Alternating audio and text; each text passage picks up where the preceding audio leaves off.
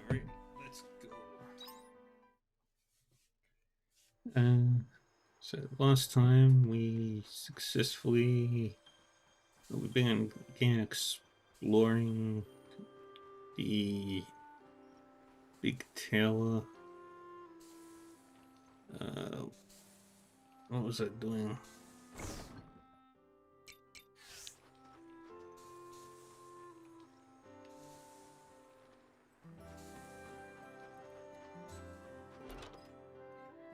What is it that we needed to do today?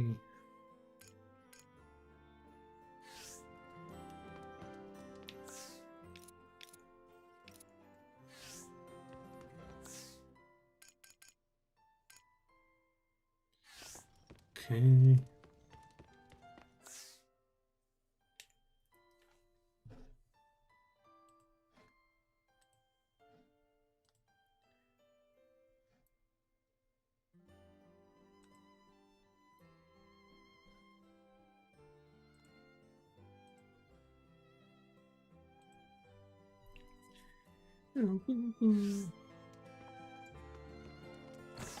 All right.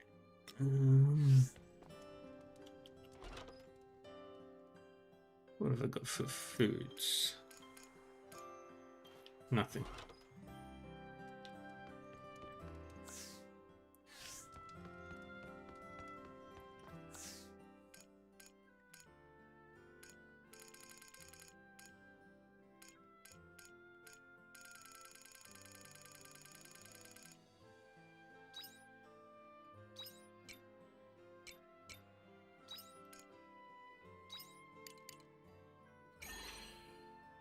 Make 3 of these.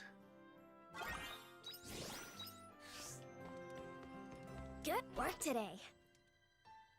Don't have anywhere else we need to be right now. I hope you bring back souvenirs. So we're gonna head back to the tower.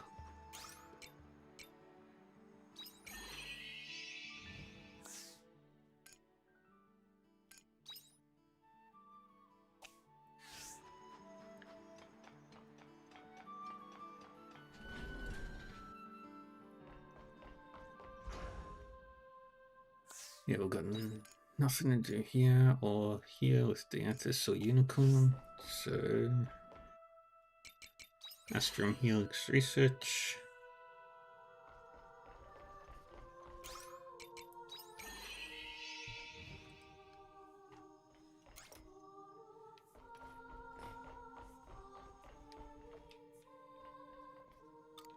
Okay, we can't go up yet.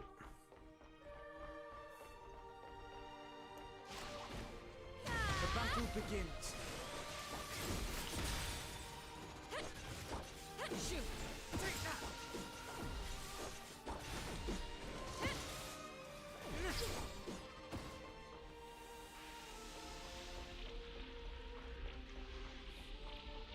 We don't want to touch that.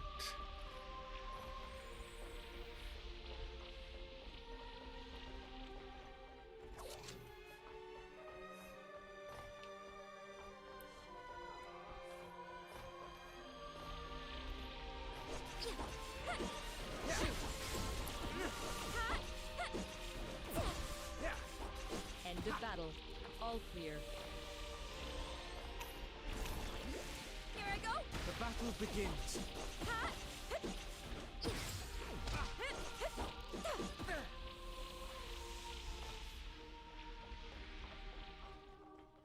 Okay, so we can go that way.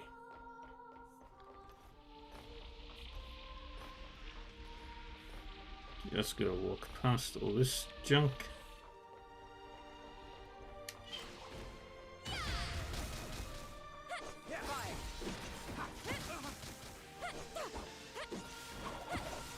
Hey, Millie Mixie.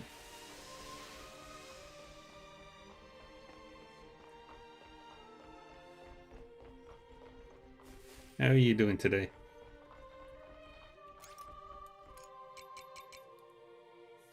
You have my gratitude. Hey, Squirrel.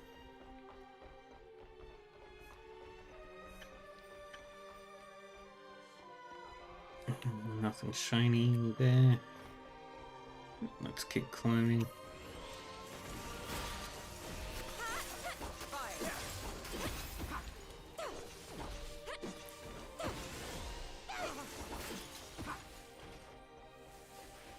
Yay. Looks good. Just finished eating dinner. Ate too much. What did you have for dinner? I hope it was good. Let's see, what is it? Some trap liquid. I think this battle is best Ah, avoided. shit. Run.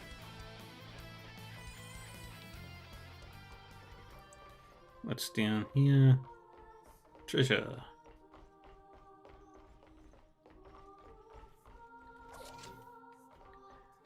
Some crimson iron, that's great. And off we go. We don't want to fall down that way. That would be bad for health.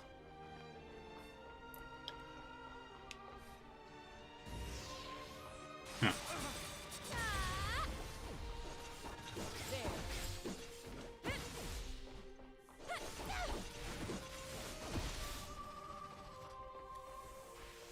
Thanks. Eat the stew. I've got another one of these big fellas. The battle begins. Take that.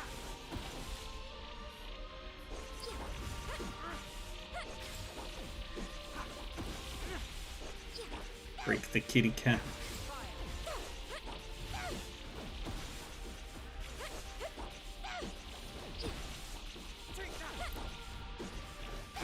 End of battle. All clear.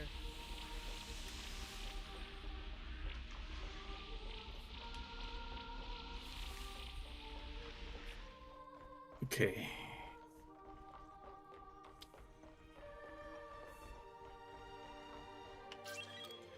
That's our way up and down.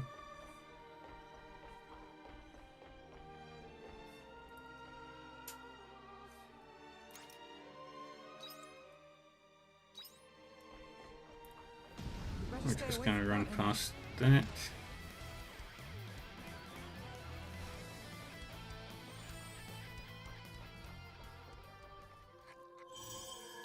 Dang it. I made a mistake. Ignore them. Ignore them. Up.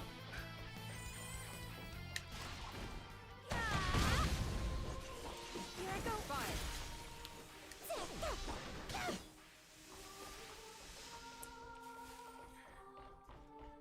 Get all those monolite fragments.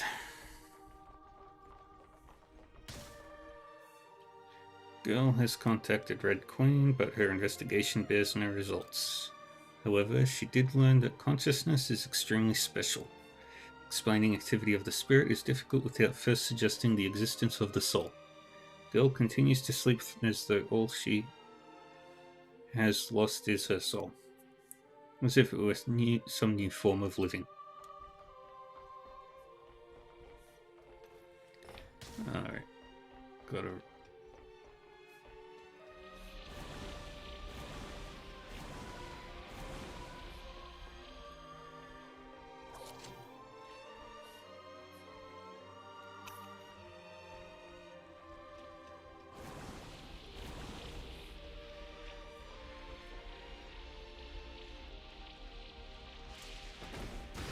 begins.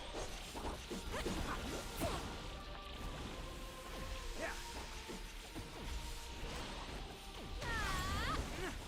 Yeah.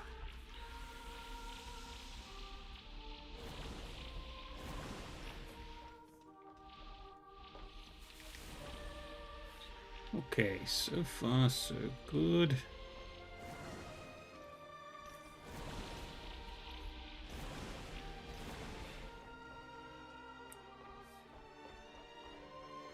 Okay.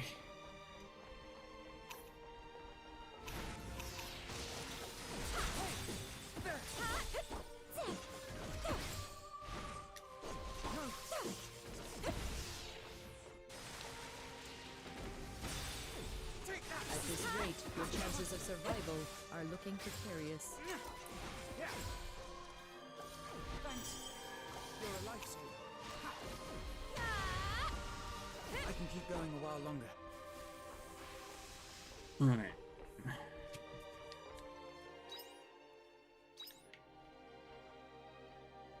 It's nothing that way, and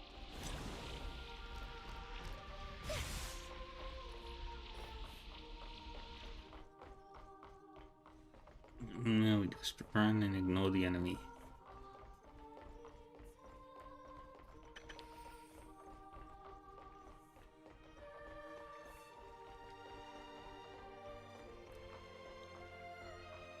Keep climbing the ladder.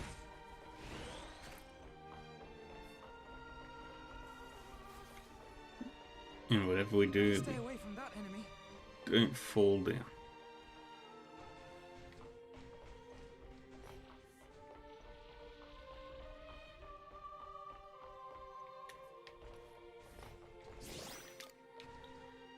Grab.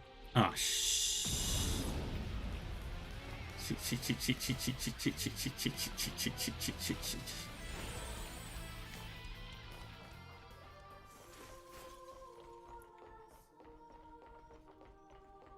Run.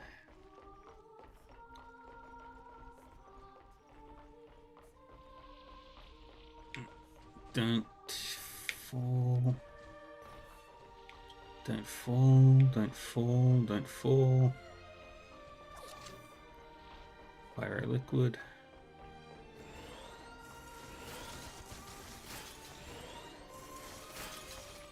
Oh, Thanks. You're a dang it. lifesaver. There goes all the money.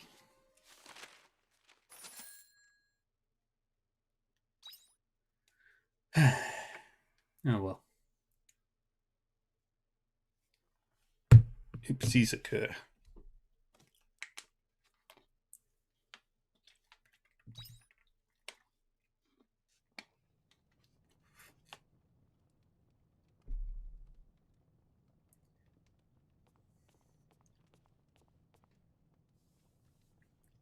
Alright, let's see. How much did it cost today?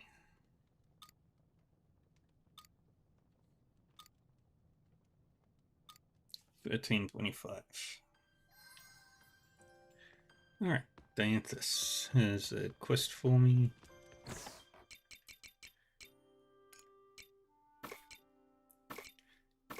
Crafting, crafting, crafting, cooking, crafting, cooking, cooking.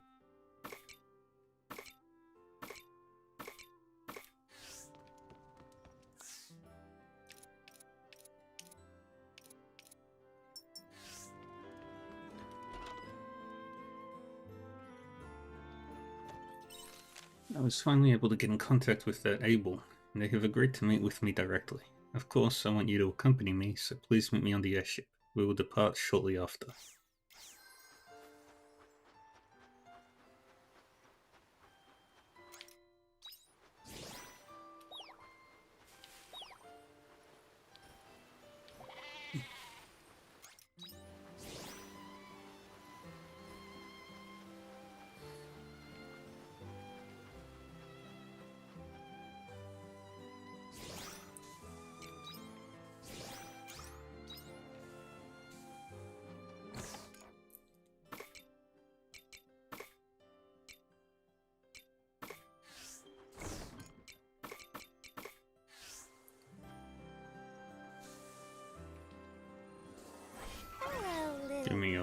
cabbage. Hello, little crappies. Hello, little crappies. All Hello, the little cabbage. crappies. Hello, little crappies. Hello, little crappies. Hello, little crappies.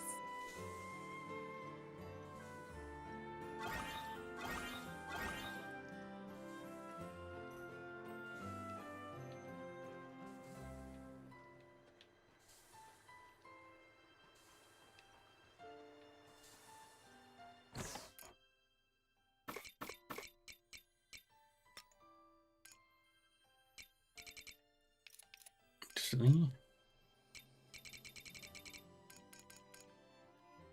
you can take all 16 of these.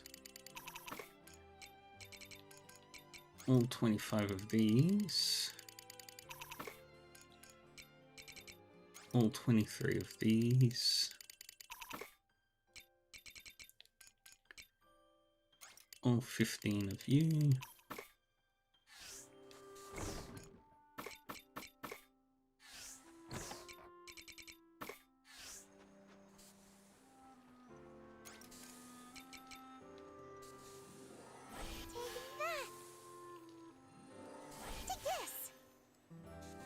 And just plant the rest of our crops. Take this. Take that.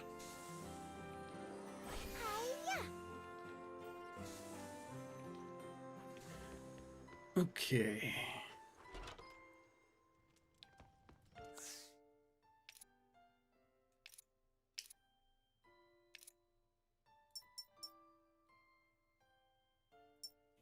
Okay, there were 39 places with repair kits.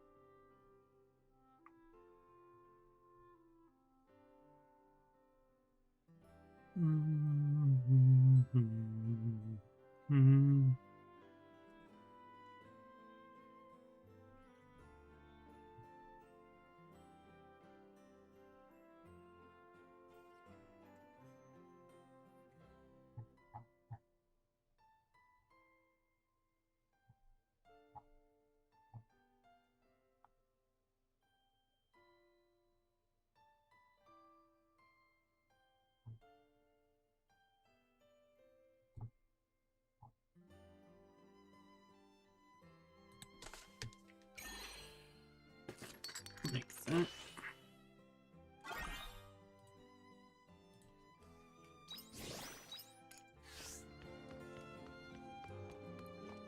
And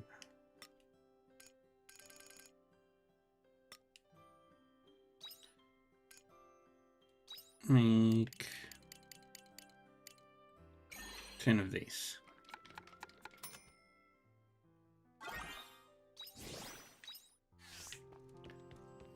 Nighty-night.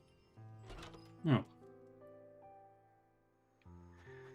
I spent all day cooking, pretty much.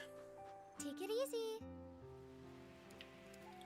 There's somewhere in the Castle of Illusion that I want to check out.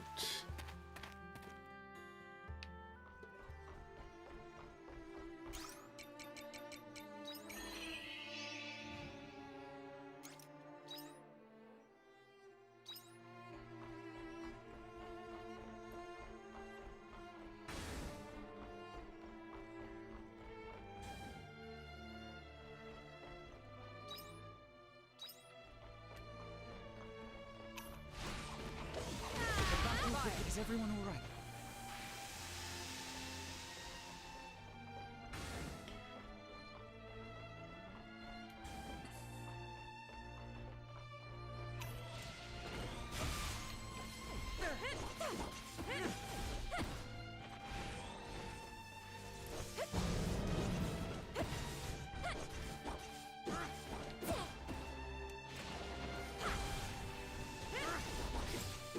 Smack you around. End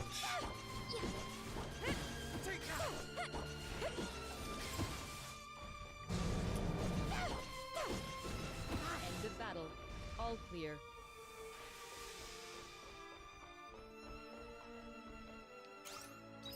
Repair the door. Alright, what did we find? Ooh.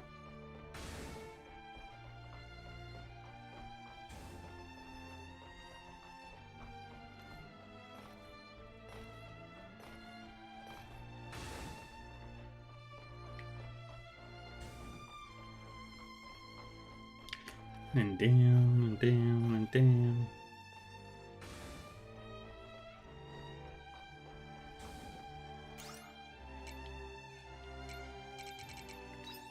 Turn home.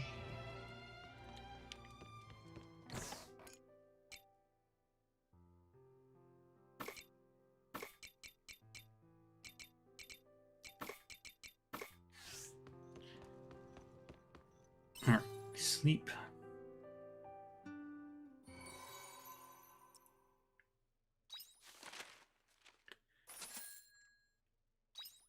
$58,000 Grilla, which is perfect. 10.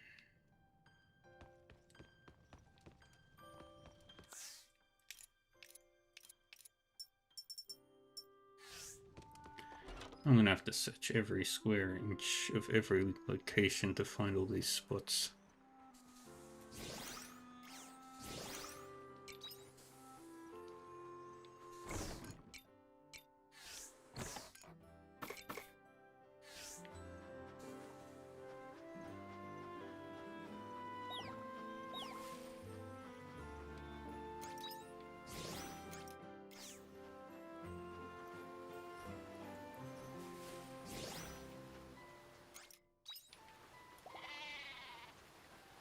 Okay.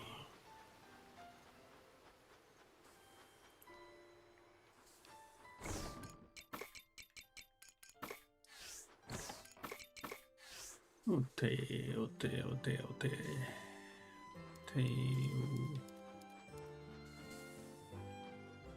Alright, first we go talk to Dianthus. Bye-bye.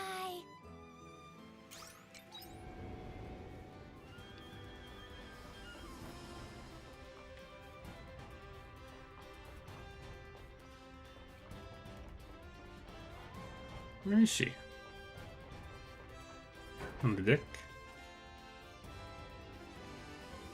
There she is.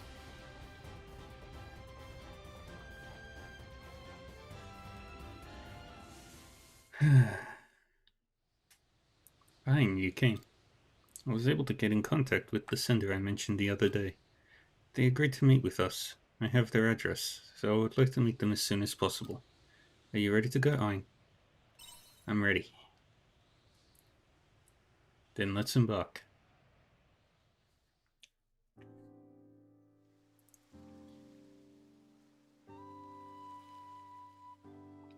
If my information is correct, this should be the sender's home. They asked us to wait outside and they would come to meet us. Excuse me. Are you Emily? You're an omen. I thought you would have mentioned that. I assumed the risk of them refusing to meet with me would be too high if I did. However, I can't say I'm surprised by her reaction. Apologies, Anne. Would you mind playing the role of intermediary? Oh, there's no need.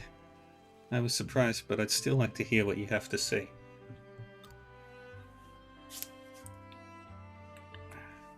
You're not afraid of me. I don't really have much to be afraid of anymore, considering how much time I have left. I mean, let's exchange pleasantries. My name is Dianthus. And this beside me is Ein.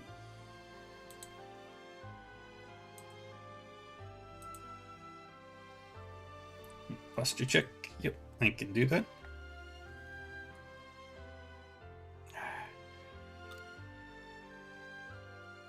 Dianthus and Ein. So are you behind the suggestion box? It's been the talk of the town lately. That is us. It was mostly Dianthus's project. We've been working on it together. They say that if you place your worries in the box, that someone would answer them. So I thought maybe I should too. We're quite good at simple questions, so we've been able to respond to everyone. A question with a less straightforward answer like this takes some more time. So you do rewrite responses to everyone. How peculiar. An omen providing the answers to our human worries.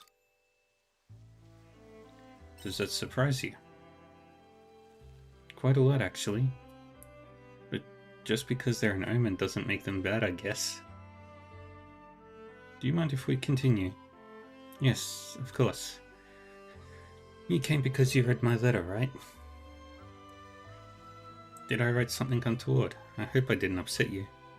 I understand if you're annoyed by me asking for advice about my illness. No, quite the opposite. Really? I came because I want to cure your illness. Excuse me? Time is against us. Would you mind if I examined your physicality? Okay, but... Very good. Please excuse me. Dianthus examines Emily's body. So, what do you think? As expected, we have a cure for the girl's illness recorded in our database. But I am unable to cure her this time. It's already progressed too far, hasn't it? That is correct. We could use our knowledge to extend your life expectancy, but that is all. There is no way to cure you now.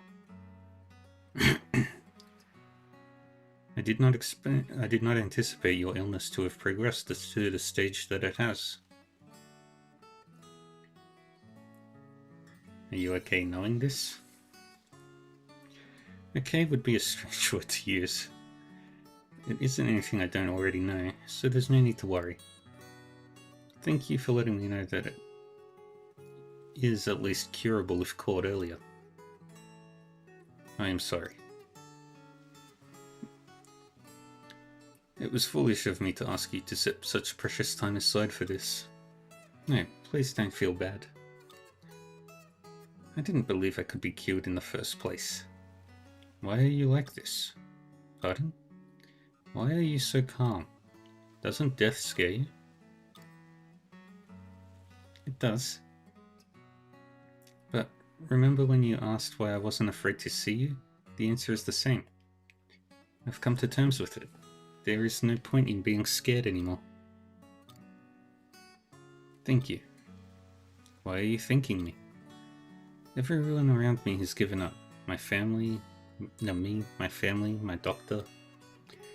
But you came with an earnest desire to fix me. It's been a long time since I've met anyone like that. It made me happy in a way. but I didn't do anything worthy of your thanks. Not to end this. I have an idea. About what?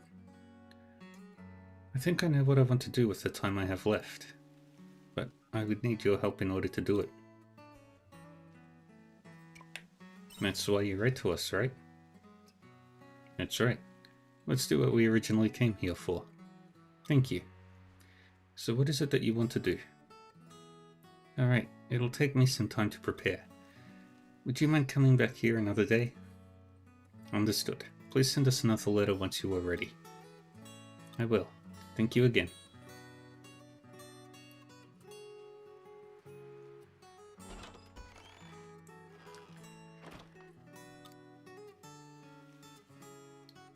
The able heart is quite complex.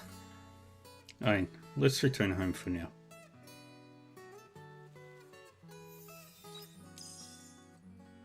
Well, we're making good progress there.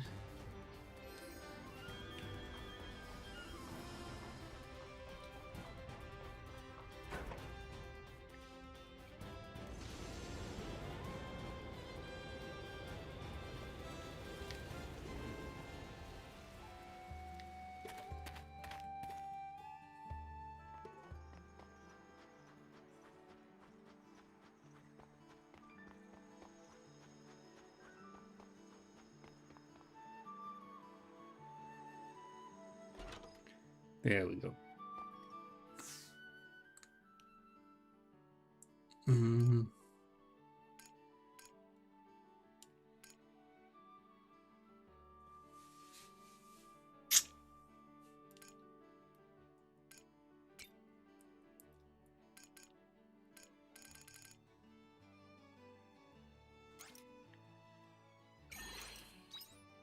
Get the new backpack.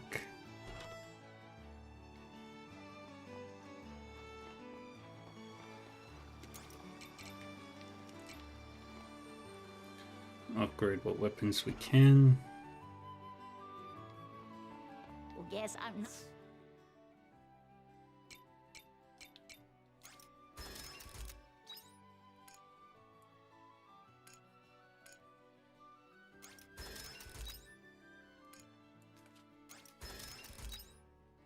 Cheers. Now I'm out of money. I'm going to assume that the weapon cap is 10.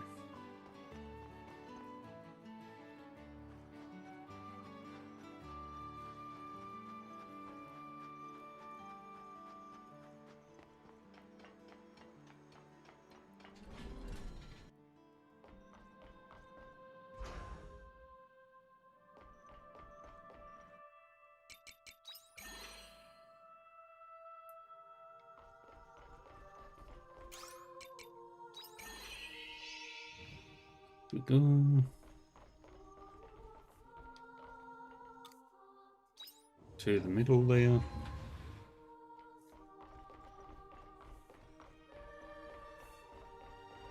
We better stay away from that enemy. Run.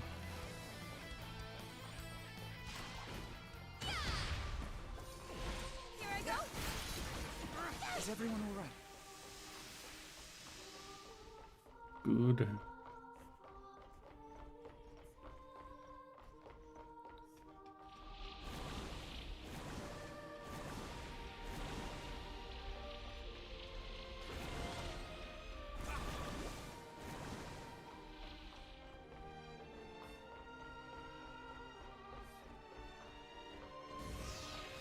Oh, you.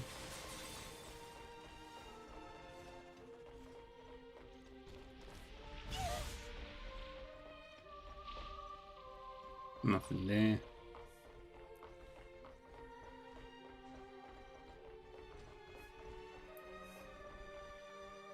You have my gratitude.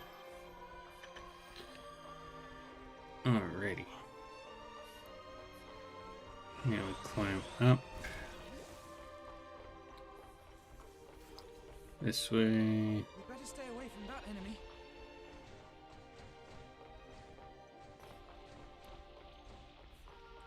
Try not to fall off. Okay, we open that. That's great.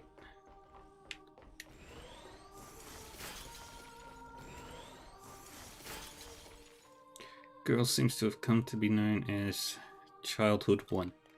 One would assume this represents the pre-evolutionary juvenile stages.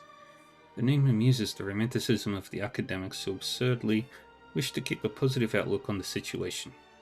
As the only one in contact with the Astrum cell, she will become a test subject as she receives treatment.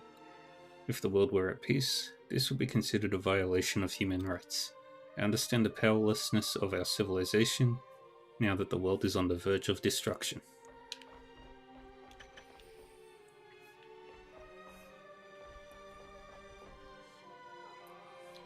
Old container on the floor.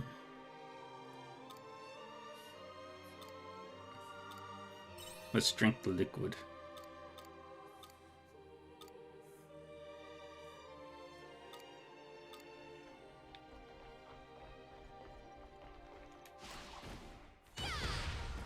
Let the battle commence. And there we go.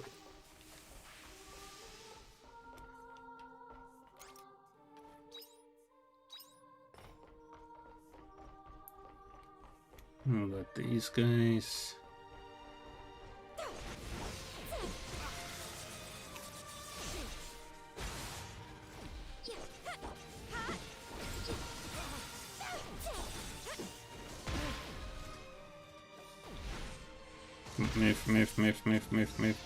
Move.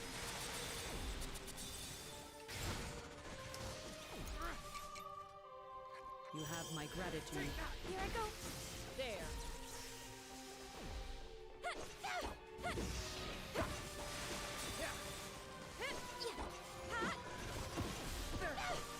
There.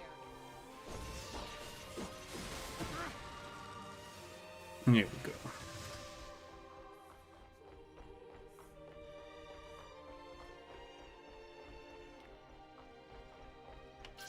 New floor.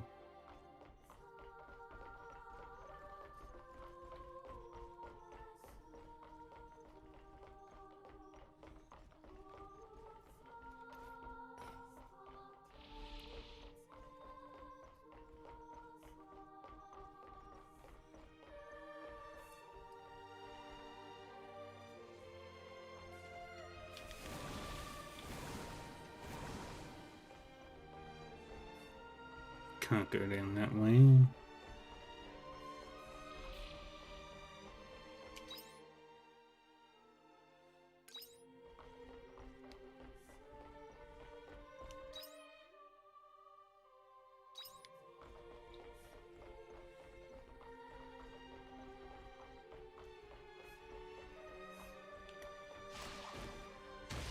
The battle Shoot. begins.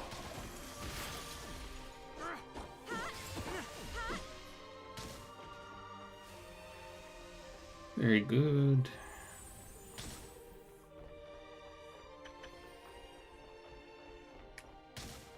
You have my gratitude.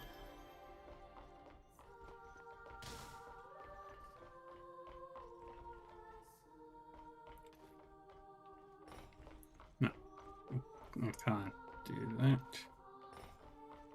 Can I? No.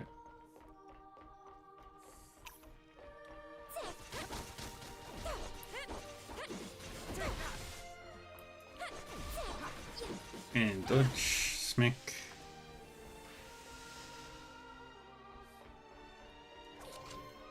Another hard siltstone.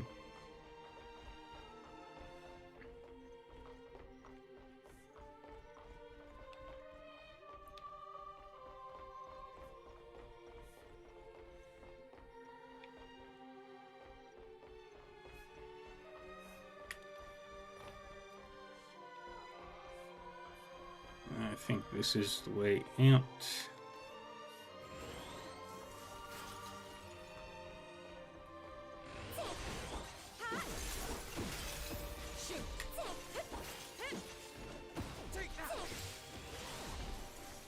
End of battle. All clear.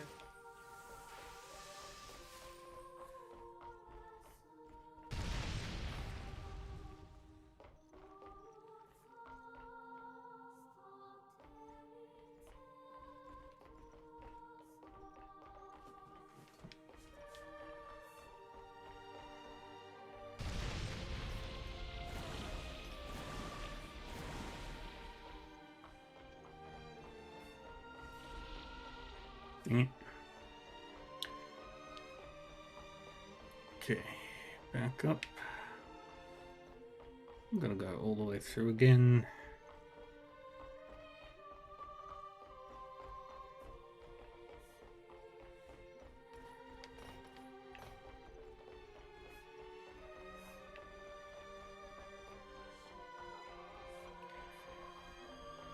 How tall is this building? That looks like the roof.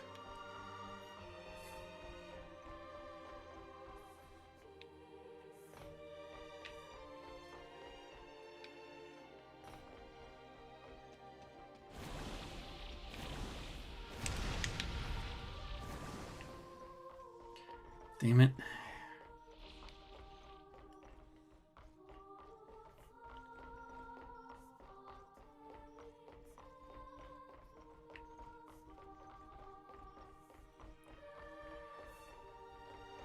And lose a lot of progress retracing from here.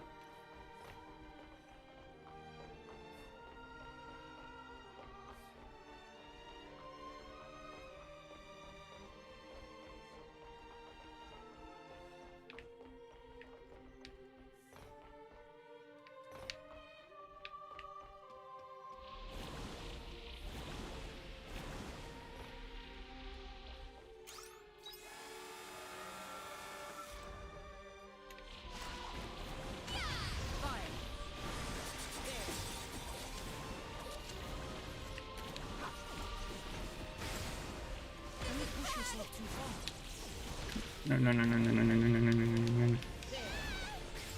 Fuck. Just had to be fucking paralyzed.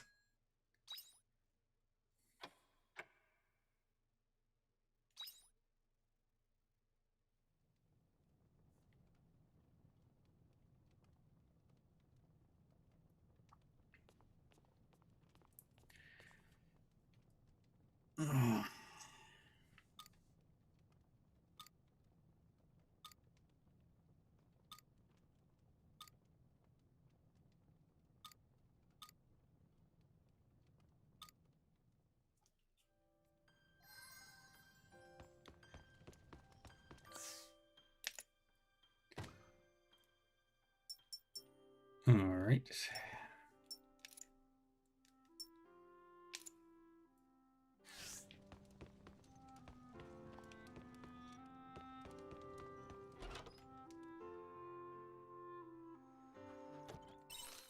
I received correspondence from Emily. It would seem the preparations she mentioned the other day have been completed. I wonder what they were. I cannot begin to fathom what I would want to do if I were unable with such little time left to live. Let us go and meet her. Her condition should change at any moment, so I wish to see her as soon as possible.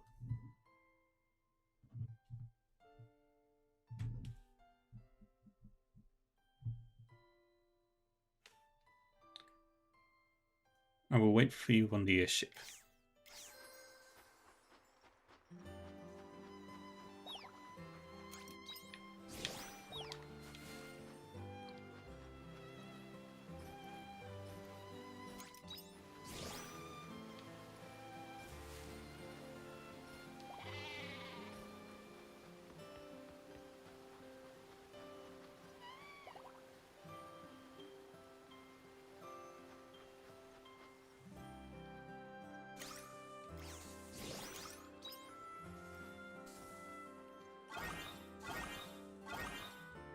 Give me those.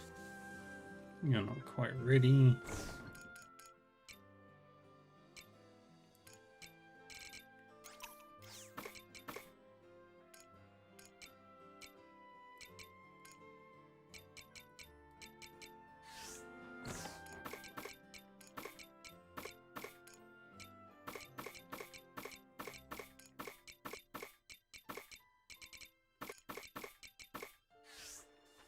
Alrighty.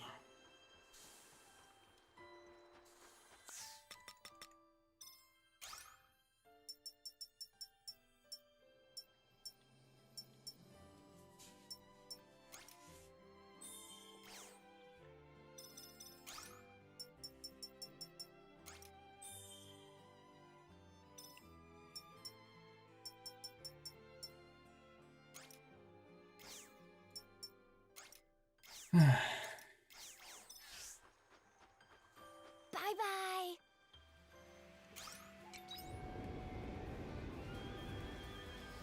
Enter the airship. She's out on the deck.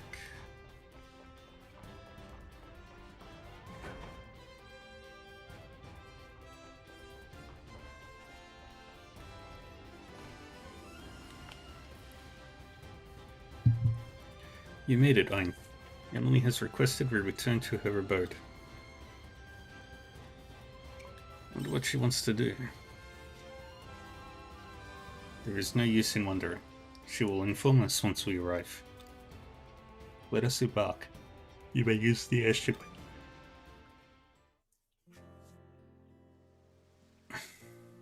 Dianthus, Ein, thank you for coming.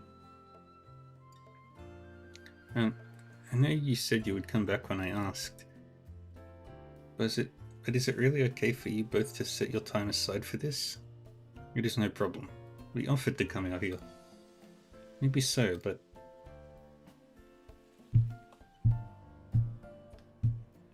I am sorry to press, but I would like to get to the matter at hand.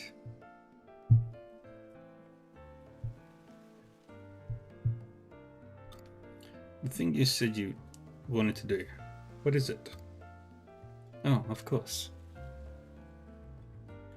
Is that a book? There's nothing written on the cover. It isn't something you can buy, it's something I wrote myself. You're a novelist? It isn't a job, but I've always enjoyed writing poetry. So we have covered that writing poetry is a passion for you. You still haven't told us what you wish to do in your remaining moments. I want to leave a poem behind when I'm gone. It's been nothing but a hobby until now, something I did because it was fun. Now that I have so little time left, I would like it if at least one of my poems was remembered. I see. It is natural for one to want to leave proof of their existence behind. I've never known what I should write about though. But now you do? I think so. I wish to write about you, Dianthus. Why me? To me, the omens have always been something to be feared, but you actually came to try and save me. I wish to teach the people that the omens are not necessarily something to be feared. So I want to know more about you. What makes you tick? Unless you would rather I not. Nobody has ever asked to know more about me. But I don't see why not. There is a limit to what I can divulge, but I will try to answer any questions. You will? Really? Thank you so much. I must go and grab some paper.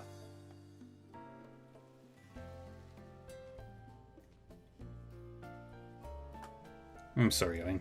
I didn't check to see if you were okay with this. Let's stay with her and see it through. Agreed.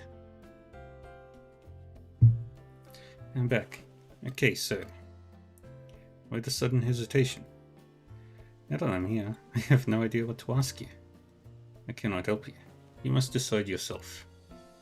Grumble. Why not start with something basic? Oh, okay, sure. What's your day-to-day routine like, Dianthus? I work in order to complete my prime directive. I'm making preparations in the event that you Abel would need to be replaced. So what does that involve? That I cannot say. It's confidential. Okay. How about this? Why do you want to achieve your prime directive? There must be a reason. A reason. It is our reason for existing, would be my best answer. Your reason for existing. It is why I was created. Thereby, my only purpose is to work towards my prime directive. Is your prime directive to help others? What makes you think that? Well, you came to help me. Or is that not your prime directive after all? No, it is not included within my prime directive. Even so, you still tried to help me? I came to help you because it was what I wanted to do. I am aware of the hypocrisy of my having such an impulse. Did it surprise you too, Dianthus? I would say so, yes. I think that's wonderful. What do you mean by that? It's just how I feel about it. To carry such a burden, but still refuse to ignore smaller matters.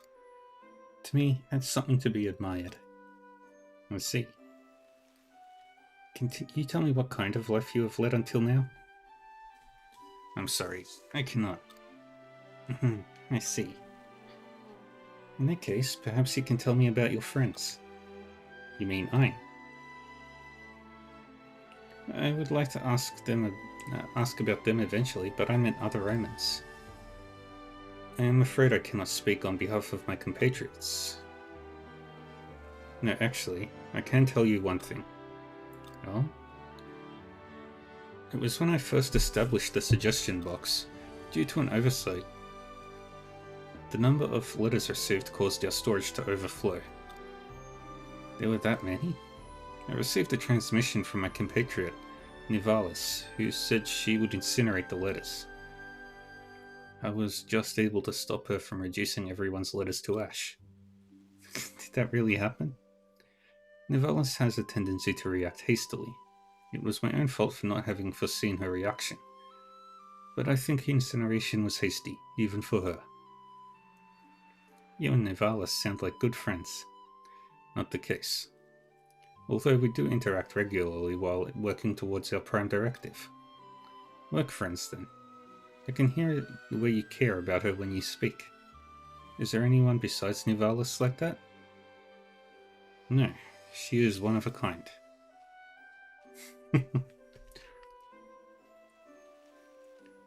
And so Dianthus and Emily spent the day talking.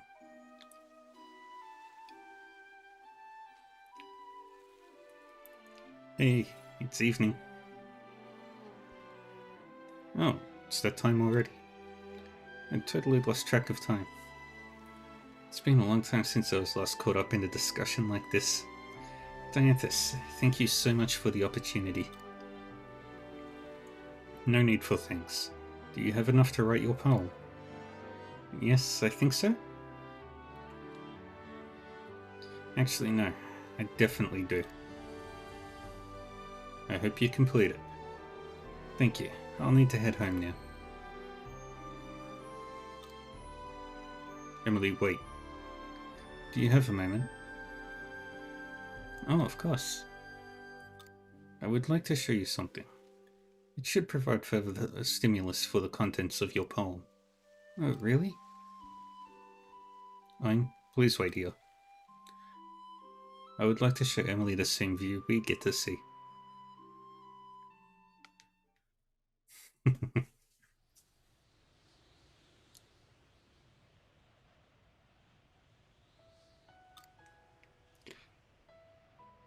You are the first able to ride this airship aside from my friends. What do you think, Emily? It's beautiful.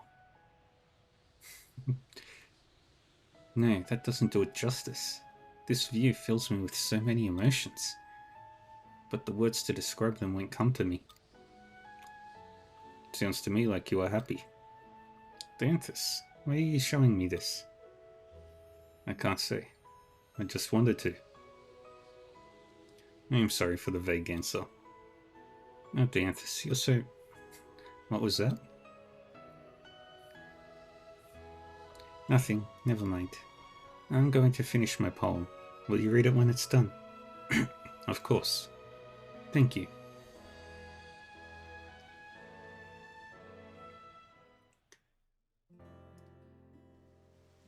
Sorry to keep you waiting, Line. Did you two have fun? We did. It was amazing. I think I have what I need to write my poem now. Dianthus, I'll contact you once it's finished. Let's meet then. Of course. I look forward to speaking with you again. Me too. I'll be heading home now.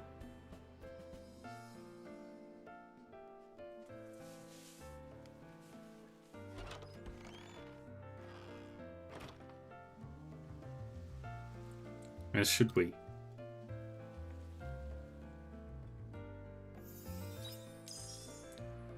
Yay.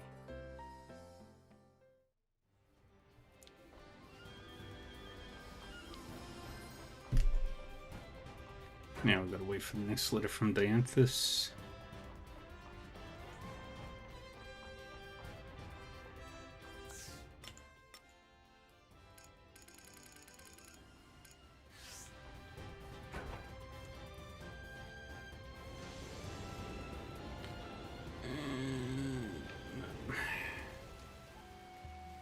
Not worth the time.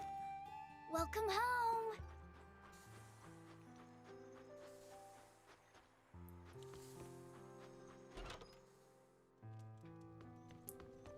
We'll sleep.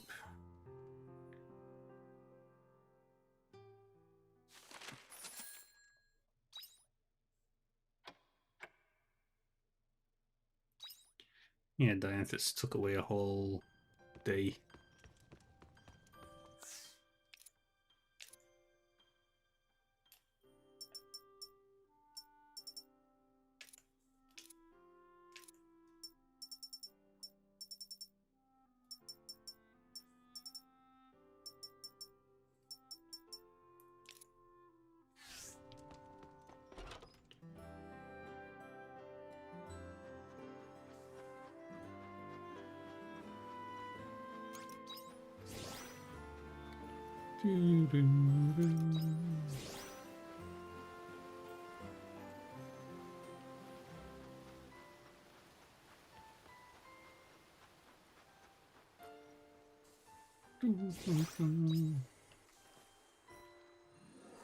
Hello, little crappies.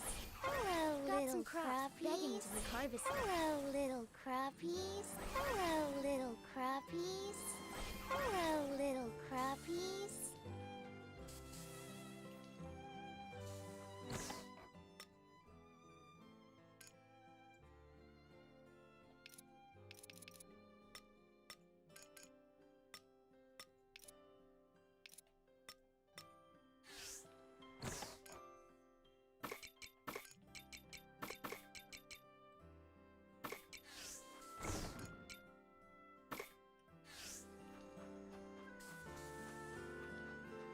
Alrighty.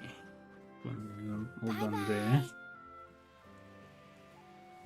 Actually, Welcome home. go inside, double check the book.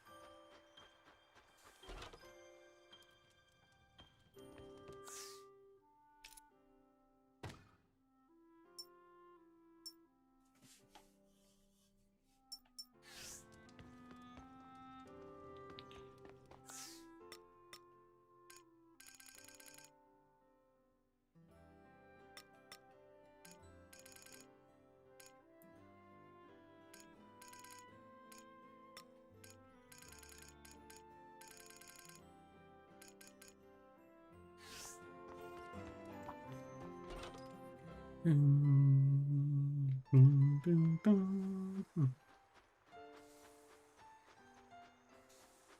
hope you bring back souvenirs. Nothing else to do in town.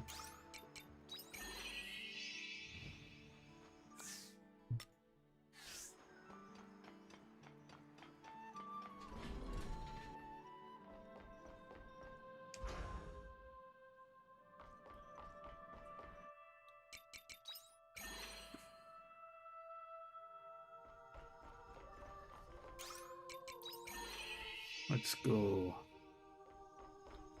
And to the upper layer.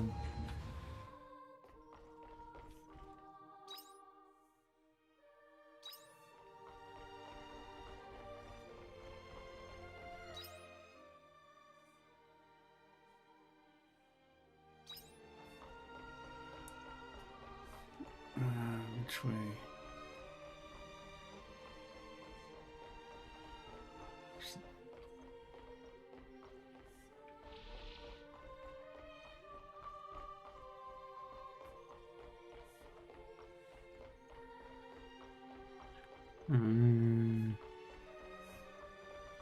got the 2 treasure chests. Sorry, through here.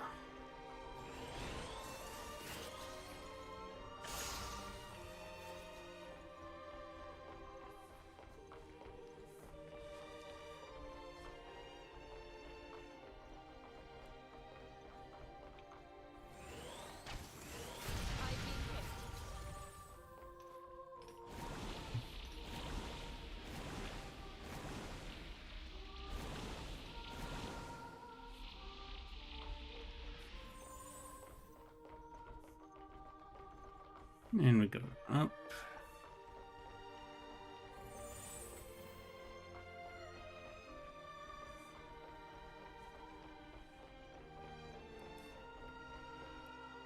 Evolutionary psychology supposes that the soul had no choice but to arise, that it did so for the sake of human survival after it mutated into a weaker form. And perhaps it is she who is without a soul that is at the forefront of the evolutionary genealogical tree. We currently see the soulless Sith as having intelligence that far surpasses our own.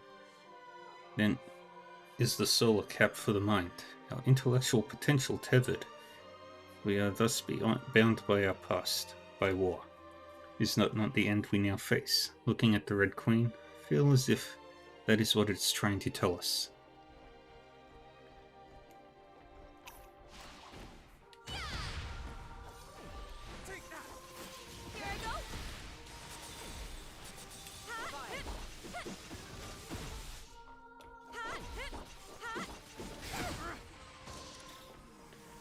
Good.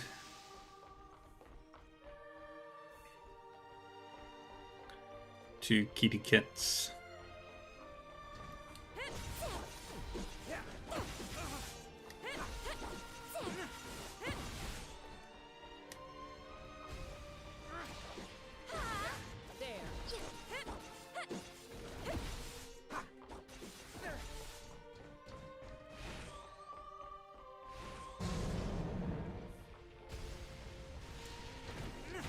Boom.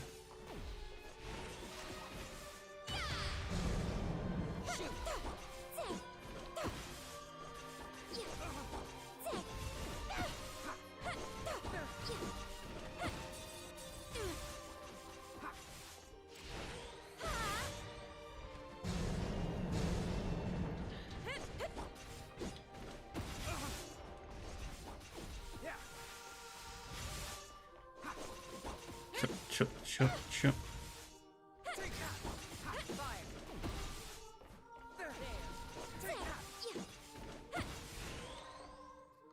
You have my gratitude. Here I go. Is everyone alright? Got it.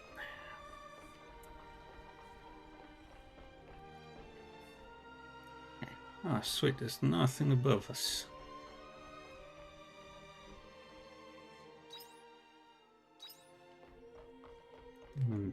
We'll go this way first. That way we are fully secured.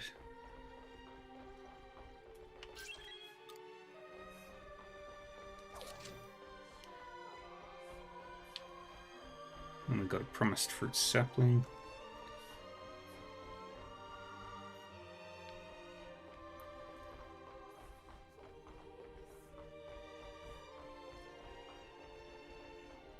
And what's down here?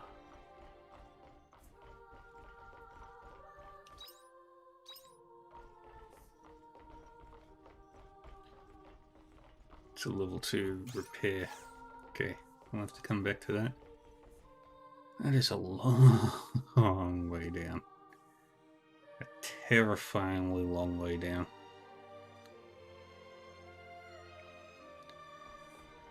So far down you don't even see the bottom.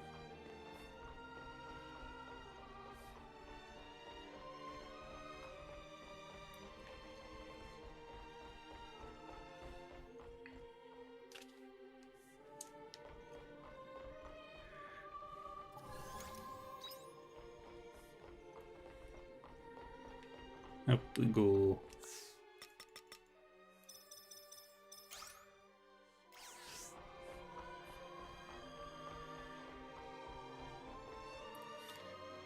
Yes.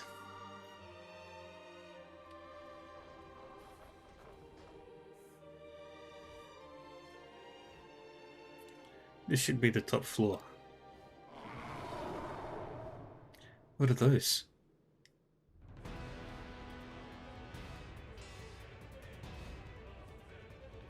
Oh, that's not good. People with wings. So some of Paradise's monsters were left here, were they? I'll take on the front line. Iron, you and your team pummel the big guys. Do you really think we're going to trust you? Well, you won't be able to take on such a large group of them by yourself. It would be wise to join forces. I think we should take Geist's word on this one. I agree. Whatever, let's get them.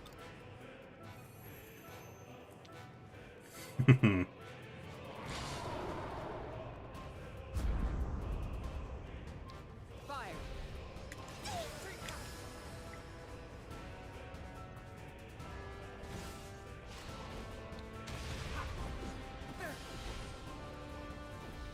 Here I go.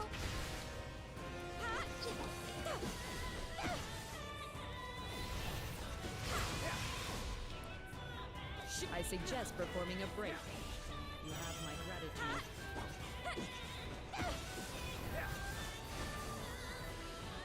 Let's make a simultaneous attack.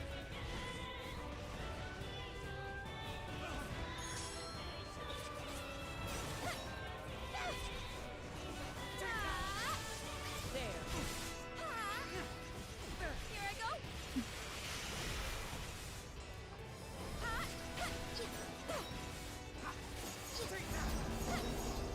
Ah, shit.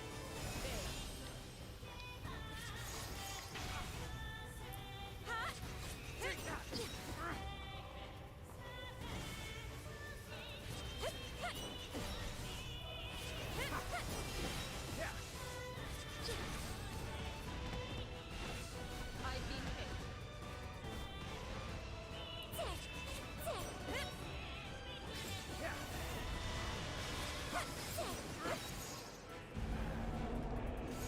Thanks. You're a lifesaver. I have a feeling Here I the go. next attack is going to be strong. We will go if you will.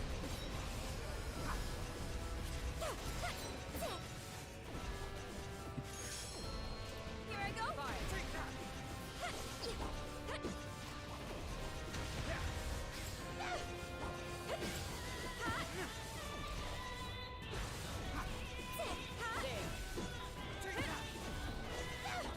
Come on.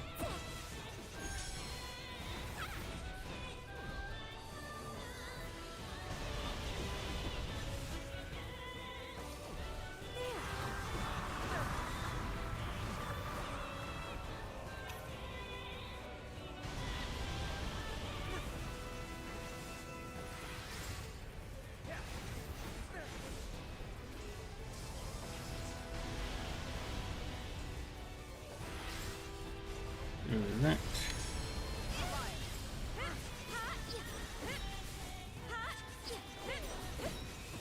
Here I go.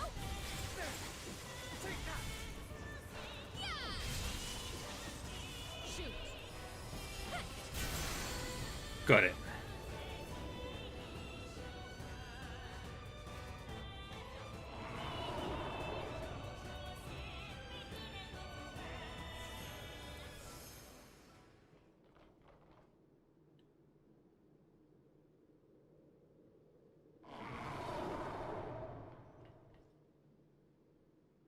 Fine.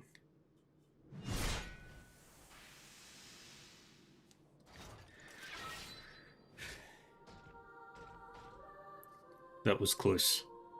I couldn't allow any of you to die. Not a single life should go to waste.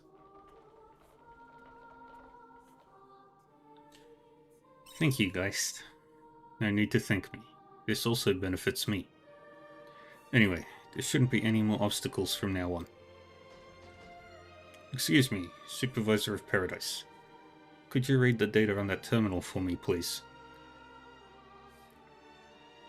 We might cause a bug in the ethical circuit if we try and read it. I might end up like my old personality again as well. Sure. Is that what ruined your old personality? I believe it played a part. Anyway, why did you bring us here? What does this place have to... What has this place got to do with us? Your people can't be free from the world either. How do you think your world was created? I'll show you. The data have finished loading. Paradise Journal, The Race to Heaven. It says it's a storytelling program that describes paradise on Earth from start to finish. Well then, Arya, let's start by clearing up one pivotal misunderstanding. Which misunderstanding? Your theory is that you experienced some kind of time disaster while you were investigating the Red Queen and time traveled to an earlier period. Is that correct? Yes. Well, Supervisor, could you tell us what time we're in according to the Paradise Journal? Result? It is approximately 57,600,000 accumulated standard time. That is the AD 4108 when converted to the human calendar. Huh? Arya, what time period were you living in? It was AD 2078. But hold on. That still doesn't disprove my theory. That could just mean that the pod was a time machine and I came into the distant future instead. And that would explain why everything is in such disrepair now. That theory would be viable if the pod was a time machine. But it has no such function. It does not travel through time. How can you be sure of that? Because it was we who designed the pod. In the end, time travel was never possible through human science, and humans forbade us from researching it. It was one of the 3 major thought regulations we could not break. Why would humans forbid that? What exactly are your kind capable of? I'm sorry, what? How did I end up in the past then? I got caught up in a time disaster, didn't I? That's the flaw in your theory. There is no such thing as a time machine. There was no time disaster either. You never time traveled, Arya. You're not a person from the future who has come back to the past. But rather, a person from the past who has just moved forward in time in a linear fashion. But what? But how? What about Einstein? What's that then? It is simple. You didn't travel through time, you traveled through space. That leaves only one answer. The star we are all on right now, and the one where there is Caesar in the Castle of Illusion, are 2 different planets. I fucking knew it.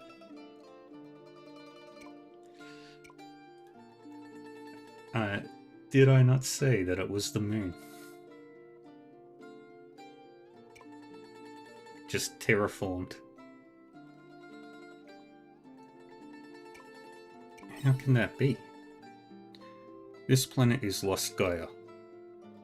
It is the Earth, where humans originated, and which they abandoned during what was then called the Common Era. It has been 2,000 years since humanity left. This is historical fact. It cannot be reversed.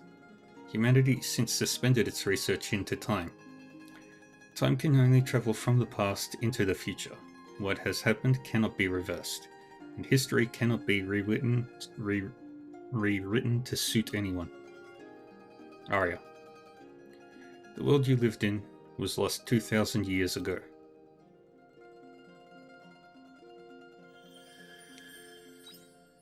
I knew it. And we finished chapter 6. What a joy. Huh? What? What? Wait, I don't understand. You're saying that the time I lived in was 2,000 years ago, and right now is 2,000 years later? Exactly. You haven't time traveled. You're not a person from the future who has traveled back in time. If anything, you came from the past. Still technically time travel. But wait, then does that mean that Arya has been alive for 2,000 years? That's ridiculous. People can't live that long. That is correct. As your cells divide repeatedly, the telomeres will wear out and die after 100 years at most. That is the human lifespan. So that is why we were built, to ensure that humanity survives on into the future. Built? What does that mean? We Seth, who you call Omens, are a model of high-level artificial intelligence. In other words, we are a form of intelligence that was built by humans that surpasses human intellect. Your artificial life.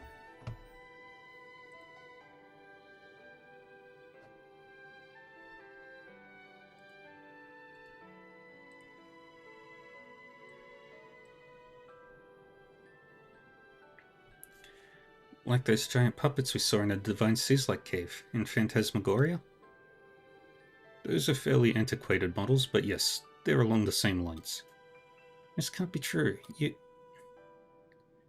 is true, Arya Lebenthal. We are the latest generation of high-level artificial intelligence that your kind created by their own design. Although we are far more high-spec than the ones from your time period.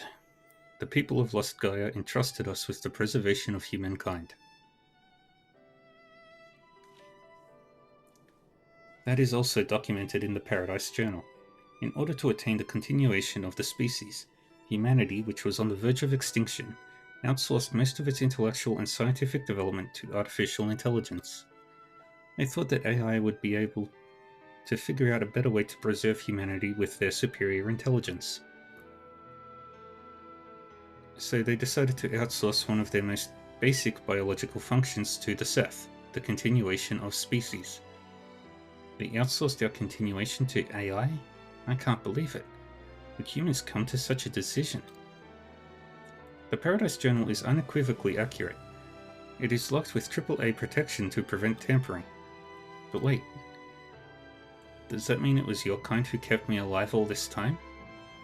That is correct. So then, you should be able to answer this too. What happened to everyone else? You're right, I could answer that.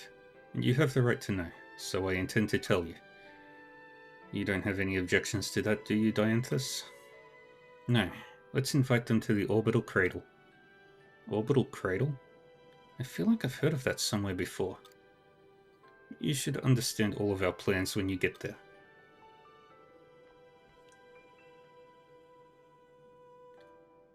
Where is the Orbital Cradle? Leave Lost Gaia and go back to the original planet, then head to the Castle of Illusion.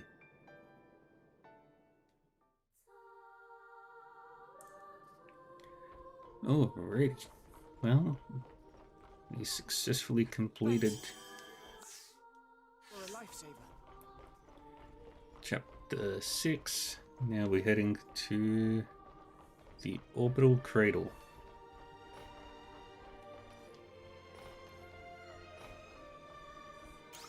Which means the easiest way to do that is to go back home.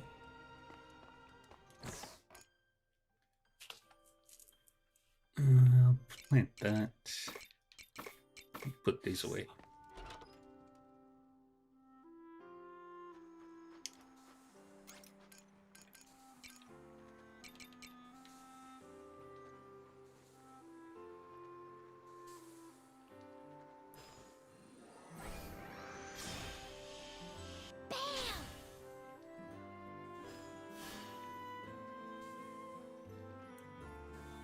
Alrighty.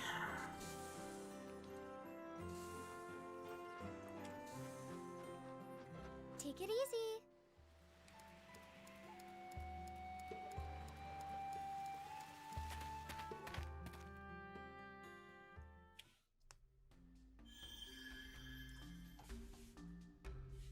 Now then, I shall take you to the orbital cradle.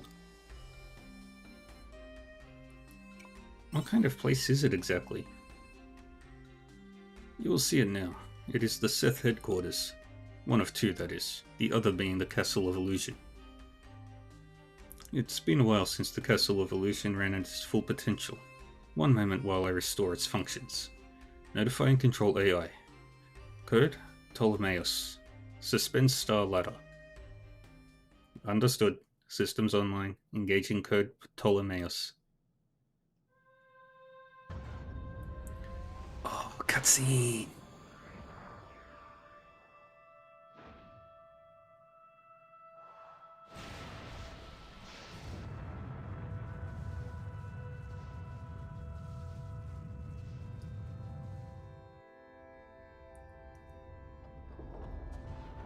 Star ladder cable suspension. Empire base docking complete. Wait, is this the space elevator? Yes, it is. Now, you go through this entrance. Dianthus and I will take a different route. Why are you two going a different way? Because we are man-made intelligence. It is enough for us to transfer our personality data without transporting our physical bodies. Ah, being an omen sounds handy. Must be nice being so clueless. Hold on, Ghost. I'm going with them. I've been with them all this time. I'd rather we stick together. Besides, it's better they have an escort. Alright. In that case, we shall convene at the cradle.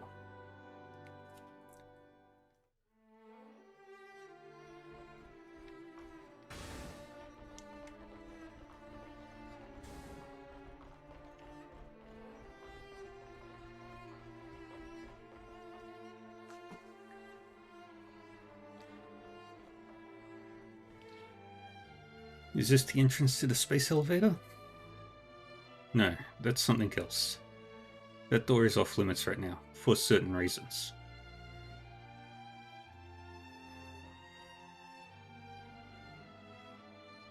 The space elevator is this way.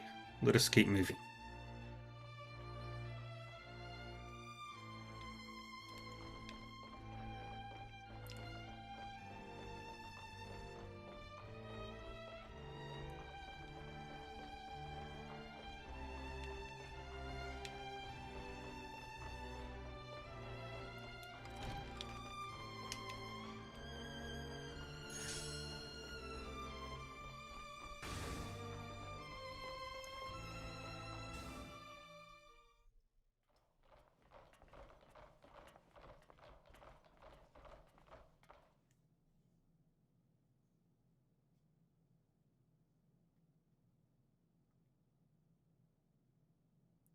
Yet another weird room.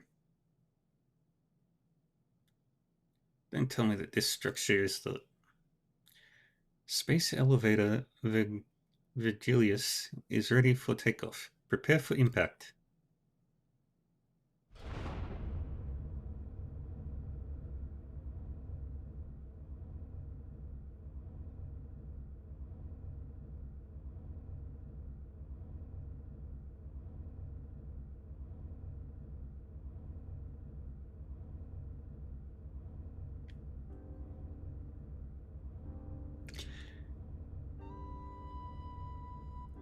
Yeah.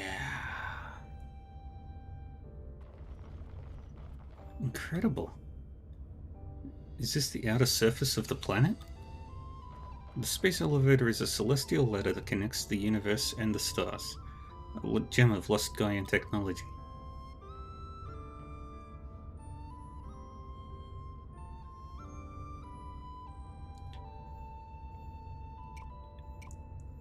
It is just pretty.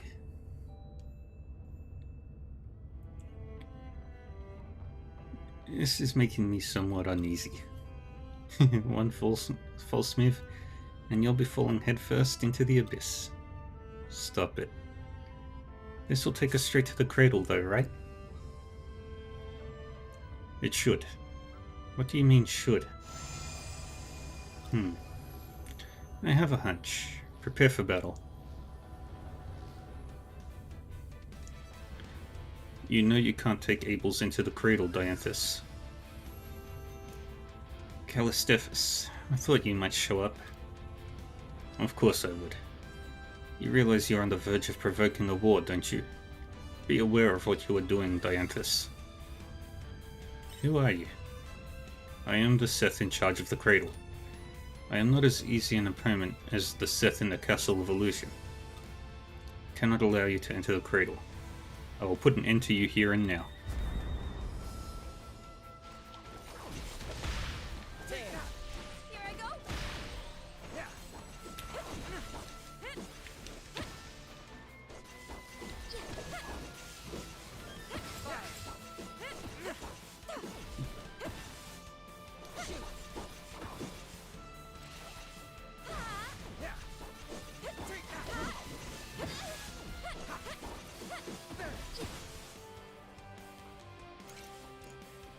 At this rate, your chances of survival, you have my gratitude. There.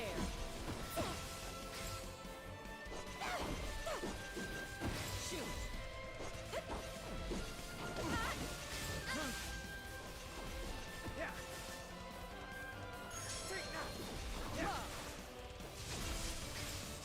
Here I go.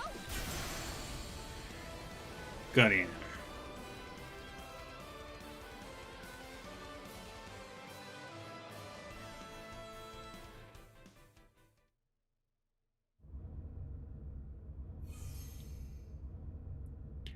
Callistephus, your stale, outdated principles from the human conservation cloud are not going to get us anywhere. We're entering. Cheh. You're going ahead despite the consequences, if that's what you want.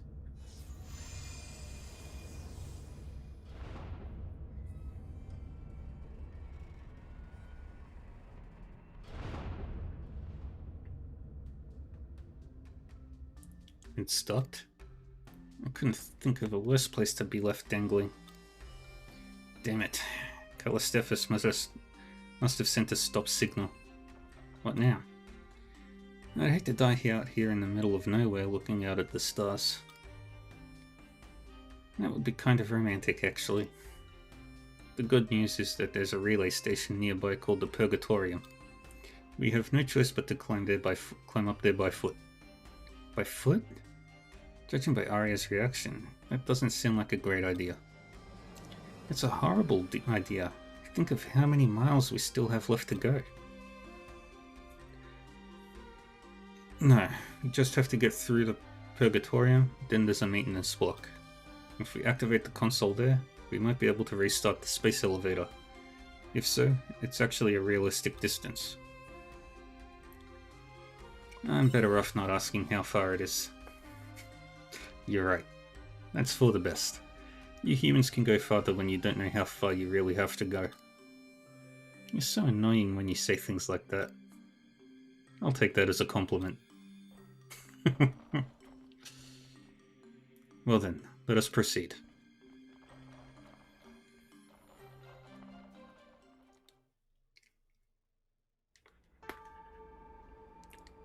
We in space.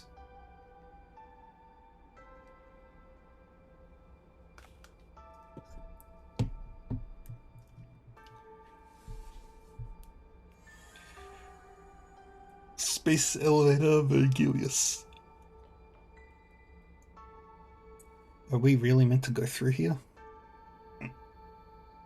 And hydrate.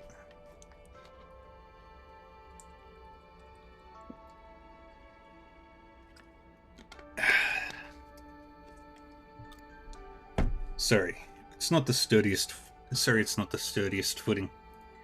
We didn't originally anticipate humans using the space elevator. Miss a step and you'll become a shooting star. We could all make a wish on you. Please stop. Come on. Let's go now before anything else gets in our way.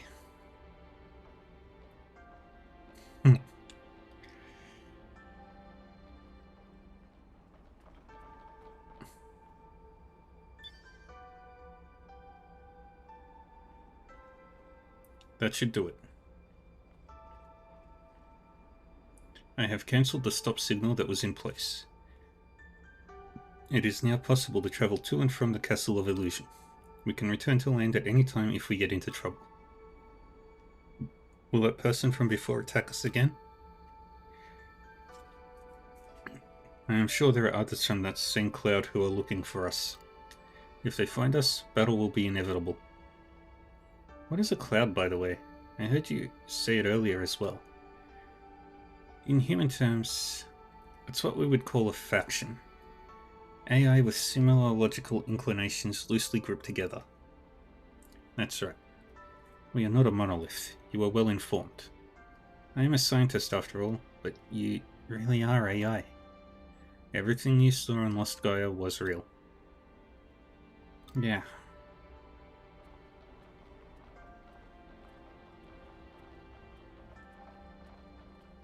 Lost Gaia. Hold Arya's hand. Arya's hand is shaking slightly. Fine. You can't stop now, right, Arya?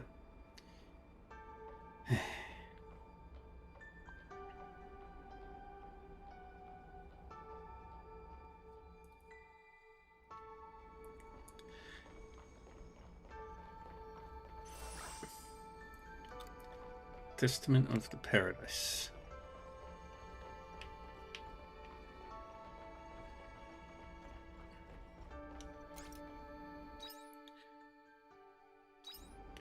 Right, let's go this way first. Now, I wonder how time works in this region.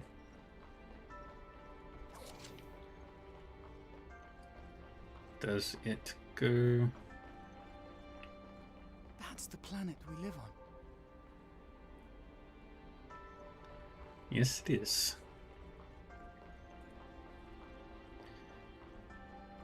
Okay, we can't go that way yet.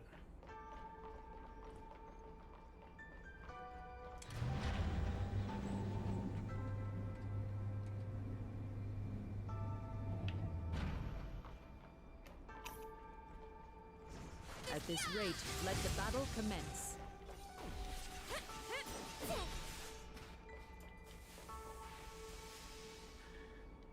I don't have any healing items. I can't heal right now.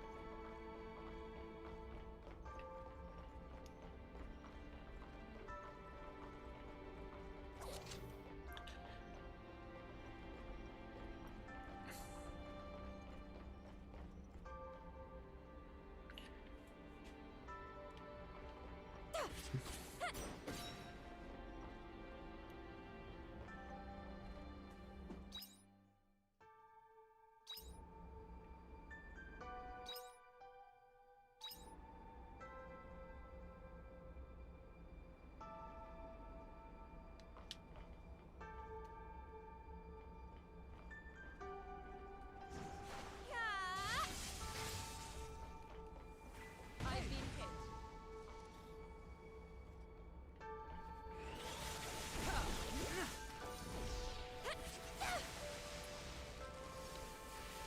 Yeah, as long as we stay back, we'll be fine.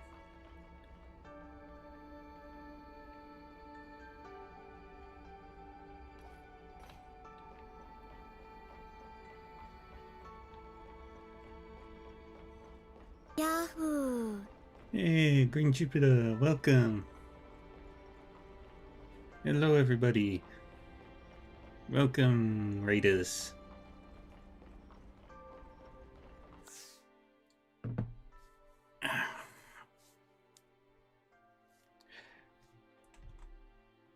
Yeah, good evening.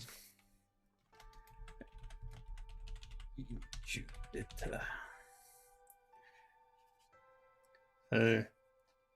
Where'd you end up in Cold Steel 3?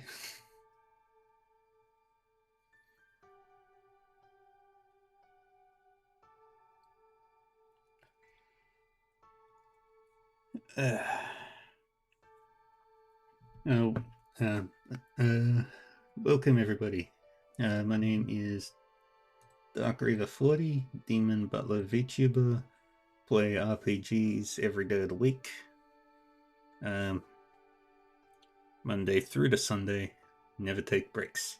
Mostly what I play is Legend of Heroes series, but I play a few other games.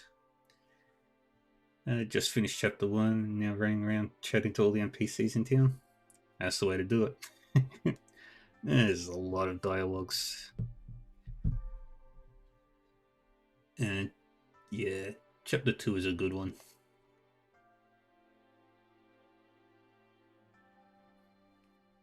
Right now I'm playing Harvestella, and we learned some very, very big things. Yes, Emo is an interesting character. She is a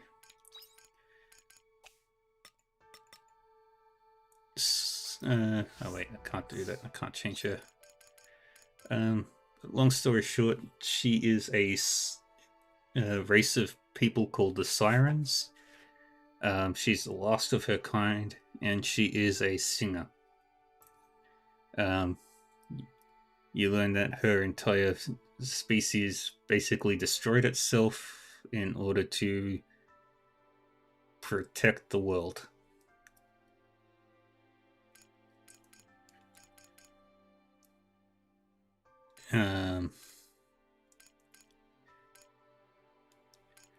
We've learned that she is an artificial intelligence. We have a friend who's a unicorn, a former assassin, a hunter, a doctor. She doesn't join the party, and he's not a member of the party either. There's so many side quests and stuff that I've done, and right now, in this fantasy farming sim game, I'm on a space elevator. Because we're in the very far future. Like 2,000 years from now.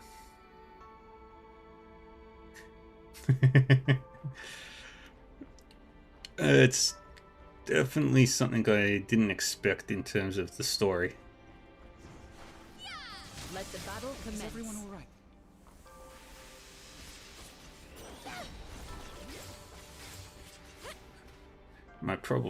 My main issue at the moment is trying to avoid dying because I can't heal yet because my stomach is too full.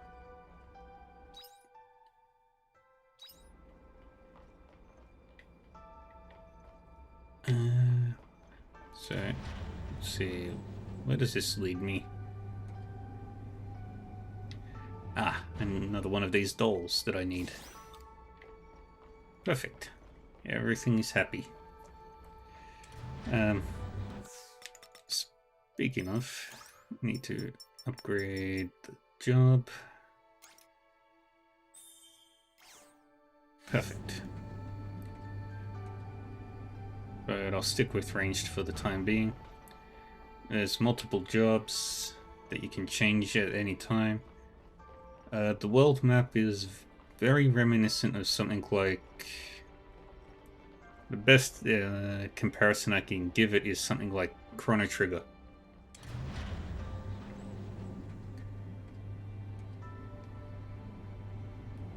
The stomach is still not full enough. Or not empty enough.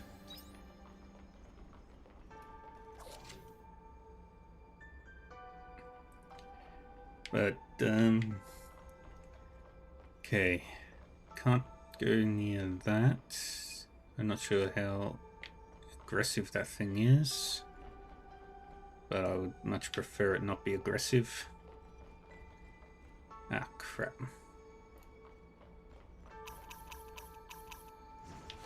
Don't push yourself too far. And I died.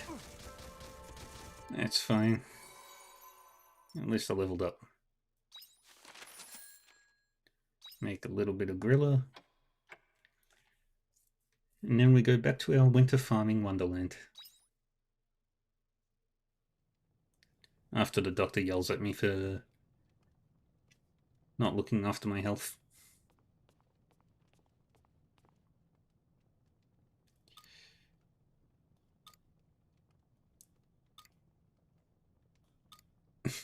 Yeah, she took a fee, that's fine. And Unicorn finally sent me a letter. Got all these challenges that you can do.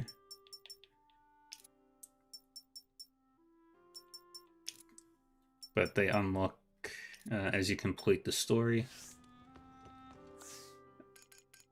I definitely need to make another one of these.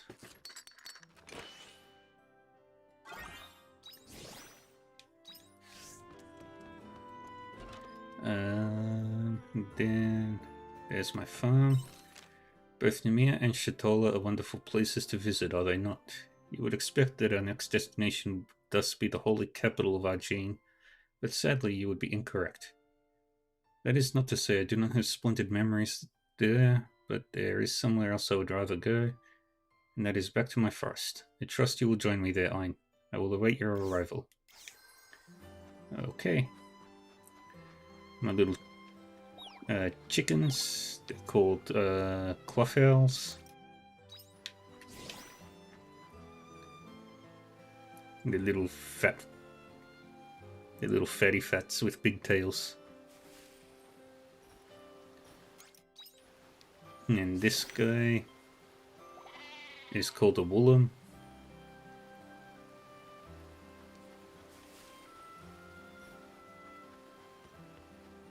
And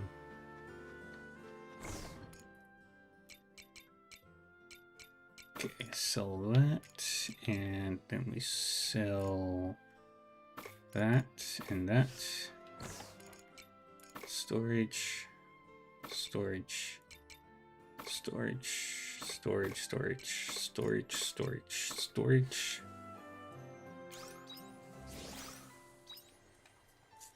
And the Cosmic Gem is for crafting. Perfect. Grab all my oranges. Grab my cabbage. All my cabbages.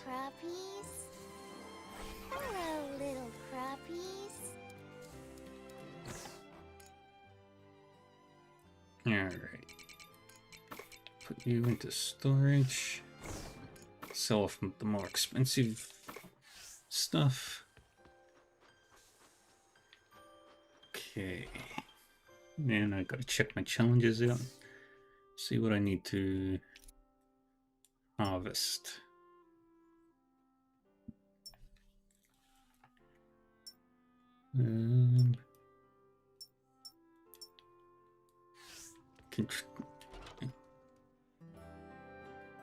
Let's go with potatoes.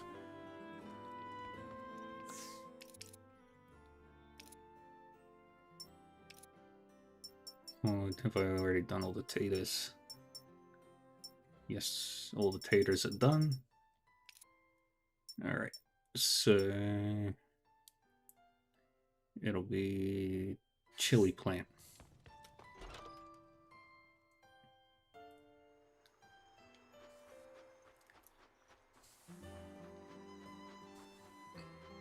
So we get to the capital city. The easiest way is to take the new airship that I got. Land here.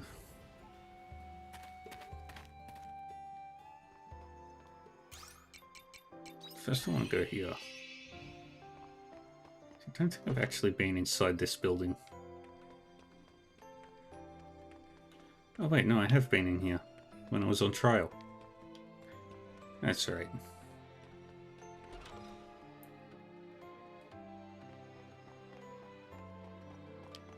Anyway, we're going to the store.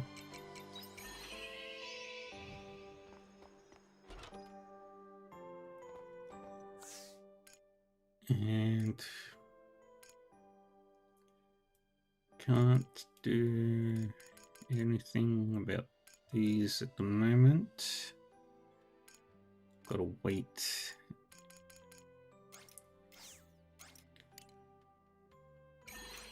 Five of these, which isn't a lot, but it's the best I can do.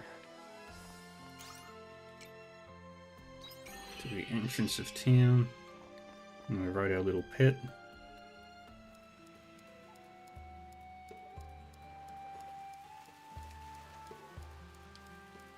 We go to Unicorn's Forest. There's our boy.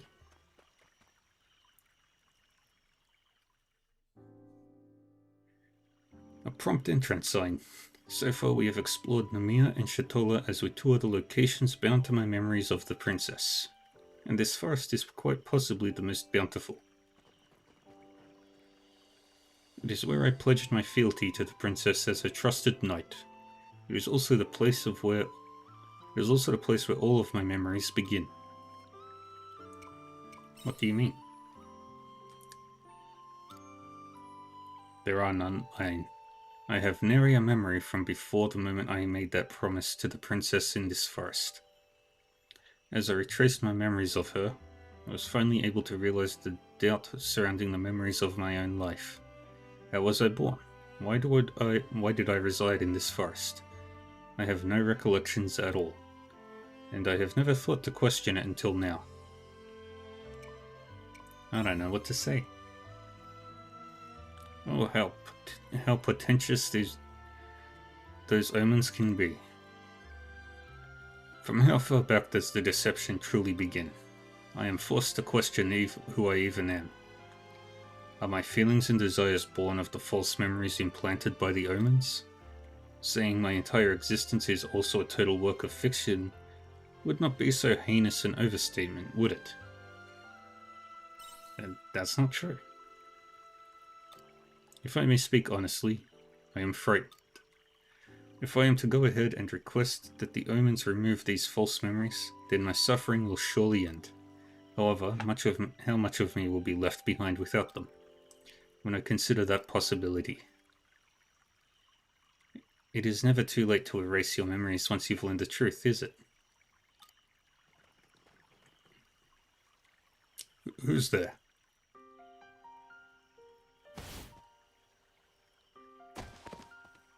What? How? Another unicorn? Our coats are slightly dissimilar. Slightly? There's nothing slight about that difference in any capacity. Otherwise, I would think I'm staring at my own dashing reflection. Speak. Who are you? What name do you go by? Name? I guess Monokeros would do. Well, very well, Monokeros. Answer me this. Why are you the spitting image of yours truly? It is clear that you, sir, are no horse of a different colour. We look the same, but that's pretty much it.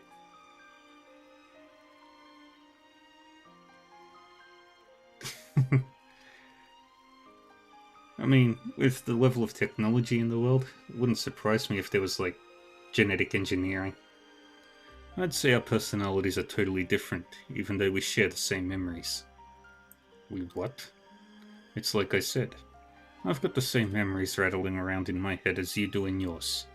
But how could this be?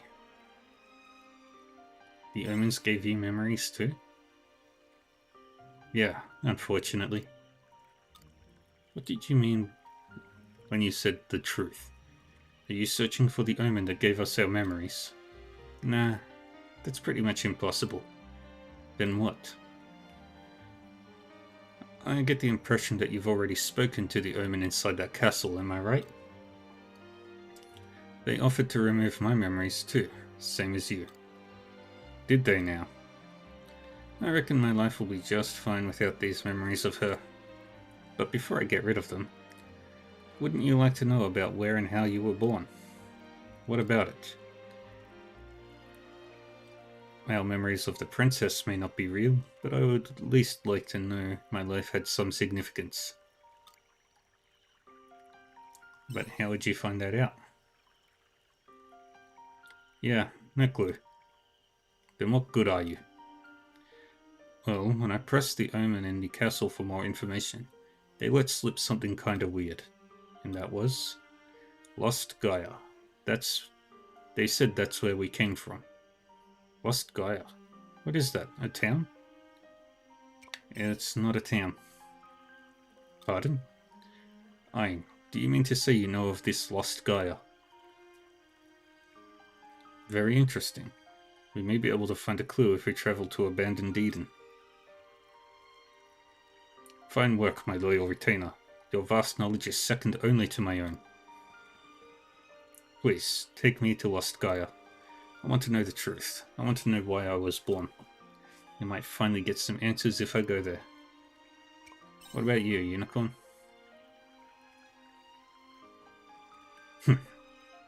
So impertinent of a squire to suddenly lead their own lord. I will go with you. Of course, I wish to learn the truth behind my birth. Then it's settled. I'll leave the when and the where to you two. Call me when you are ready to go. Then you will not mind if I choose. I feel I may require some time to steel myself. Whatever you say. Very well then. I will be in touch. Wait for me until then.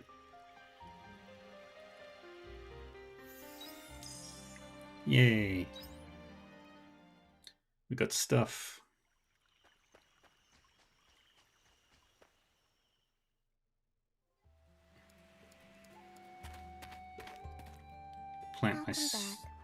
I'll plant my seeds.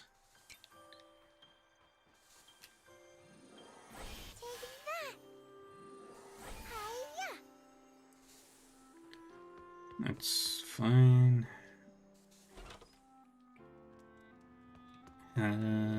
Cook a few more recipes. We'll make 1 green tea shaved ice.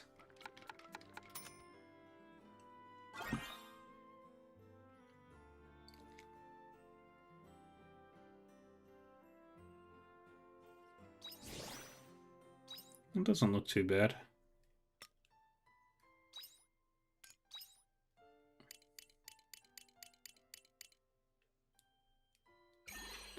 Make 10 more of these.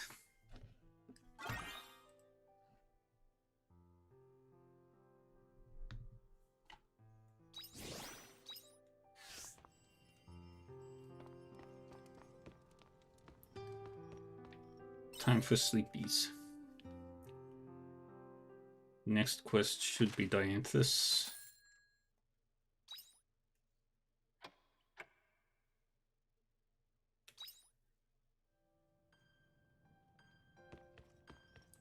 Or not.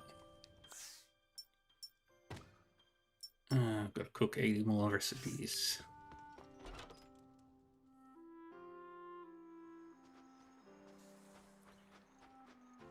Alright. Take care of that.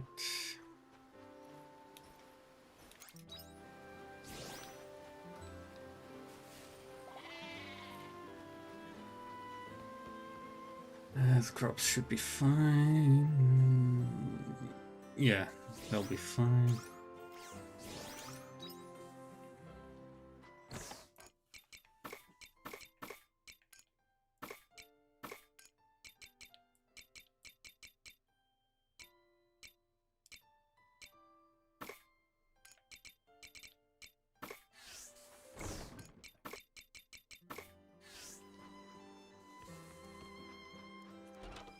Making another repair kit.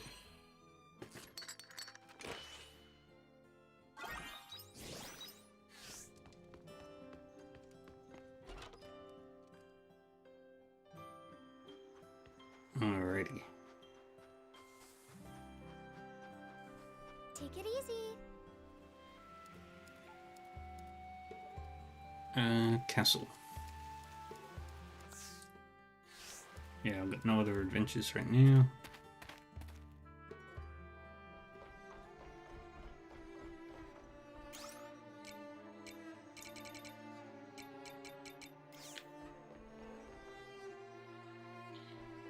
So this is the way we gotta go. Switch to this weapon for now, because I want to max it out. That's probably chapter 8 or 9.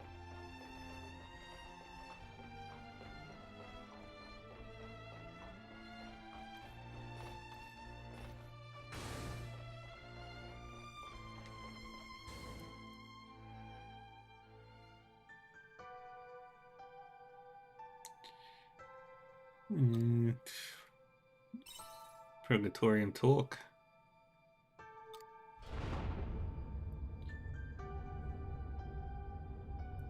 Going up and up.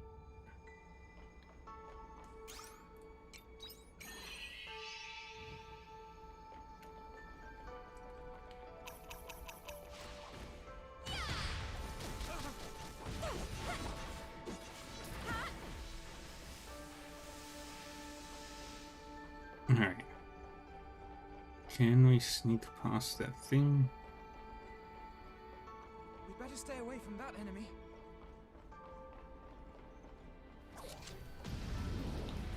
Alright. Run. Just don't trigger its violent tendencies. Got my posture.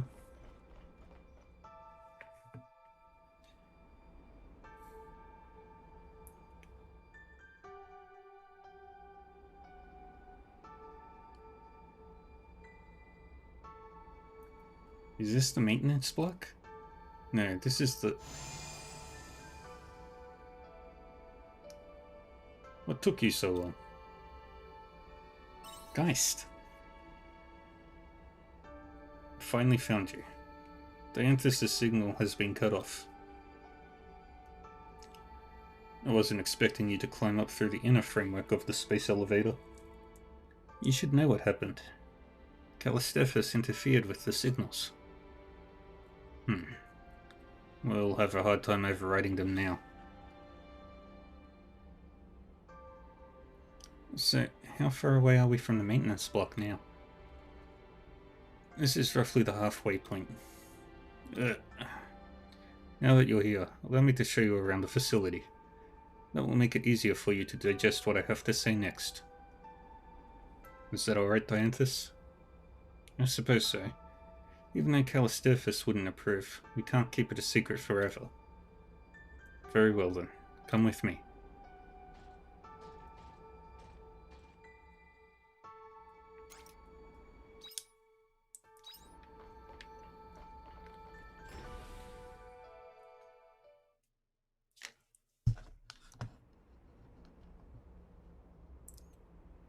What the heck?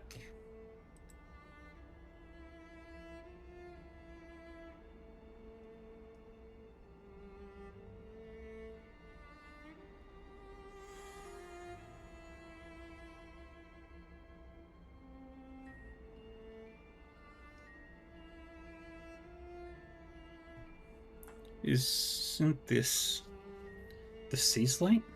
What is it doing here? This is its precursor. Proto-Sea's Light, you would call it. The 4 Sea's Light that you know are mass-produced models that were built from the original data in this prototype. You mean to say the Sea's Light are...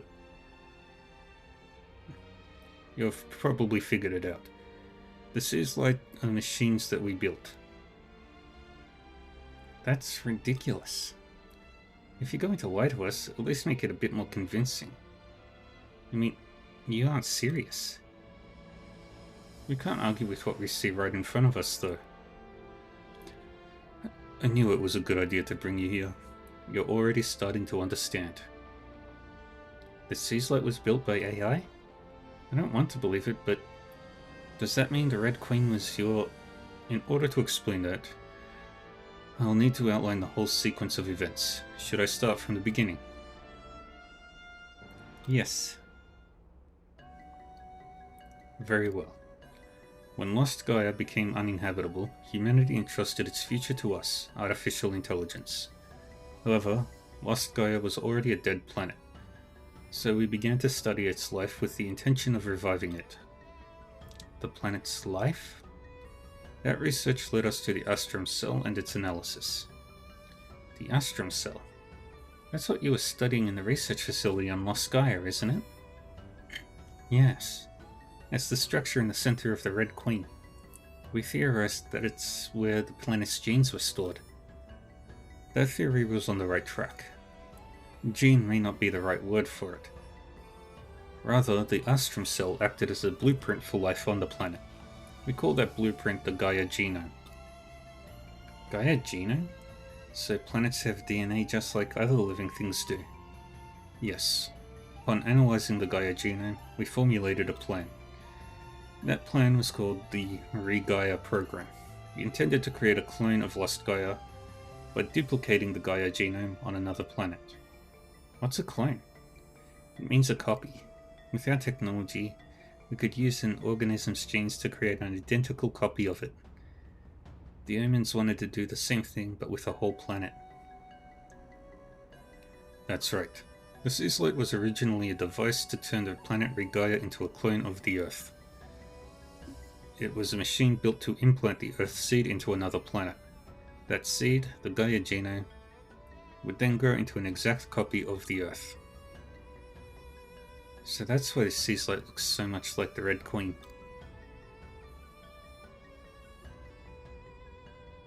Wait. Why does that look like a monster? Replicating a whole planet? Is that even possible? Well, Arya might be able to answer that. The whole reason I thought I'd time traveled was because my surroundings resembled Earth so closely. I mean, it did have its peculiarities, like monolight and magic, but everything else, like the climate conditions and the environment, was the same. So I suspected it might have been a time disaster. But why would you go to all that trouble? It was all part of the plan to create a planet that humans could inhabit. Our orders were to preserve humanity. Since we couldn't use Lost Gaia, we urgently needed a new environment to support human life. If that meant another planet, then so be it. Our plan worked until a certain point. The first and second machines were to cultivate the ocean and the land. The third maintained favorable conditions for life. The fourth kept the ecosystem in order, skipping over evolution. Re-Gaia came to life quickly.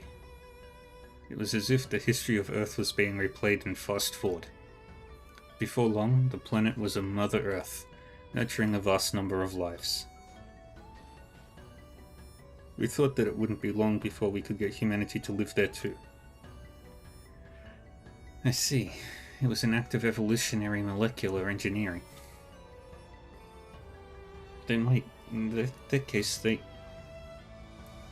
This is all going over my head, to be honest. I can't believe that the Seaslight are artificial. But if he says so, I guess that's the history of our planet. If not for that Re-Gaia program, we wouldn't be alive. That's true, but the Re-Gaia program is still in progress.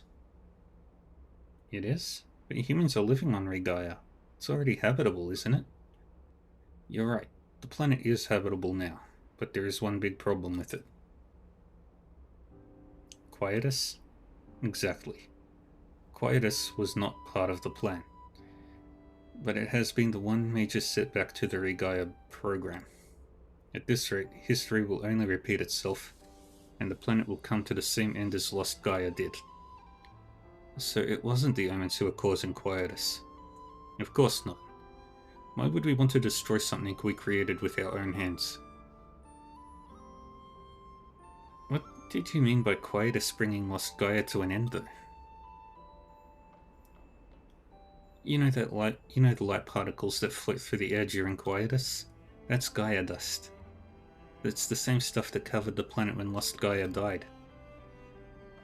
If we do nothing to intervene, then Re-Gaia will also turn into a dead star. It will be reduced to a barren wasteland like you saw in Lost Gaia. Oh no, isn't there anything we can do? There is something. That is why I am bringing you all to the cradle. What? You found a way to fix quietus? This is the first I'm hearing of it. I have made a breakthrough. It is the only way. Now then, that's enough talk. You're still climbing up to the cradle, aren't you? There's a long way to go. Treasure chest. That is a long way down. And that looks really cool too.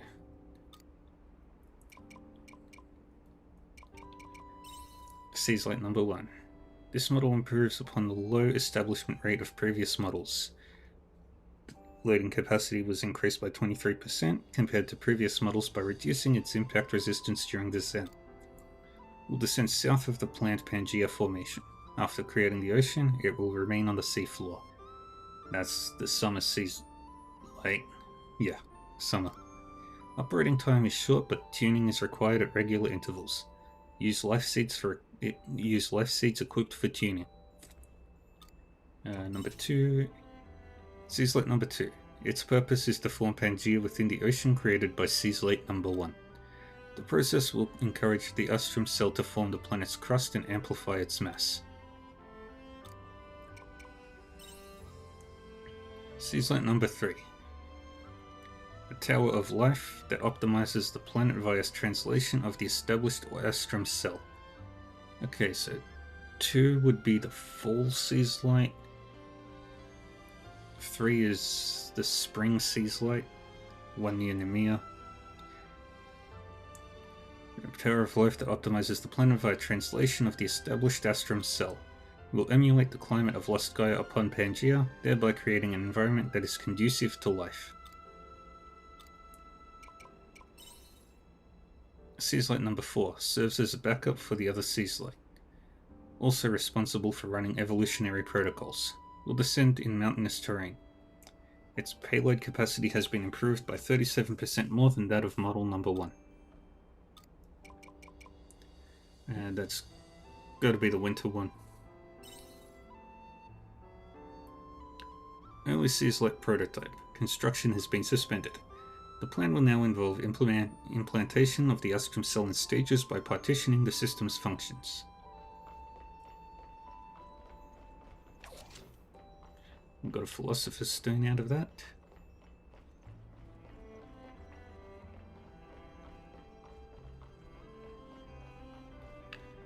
And we continue to climb into the stars.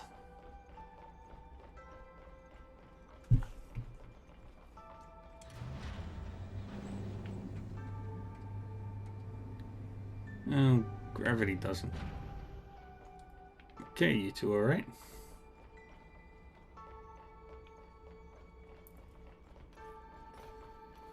Okay, we can't get up there. So... The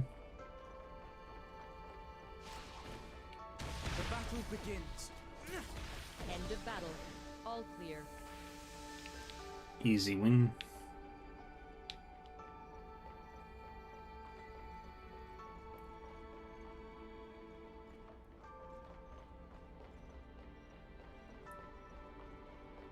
And we keep circling around. Oh, it's an Aegis. Here I go. Let the battle commence.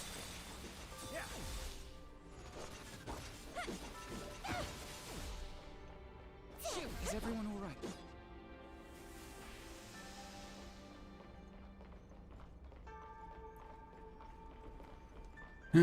Running. Treasure down there. Elevator over there.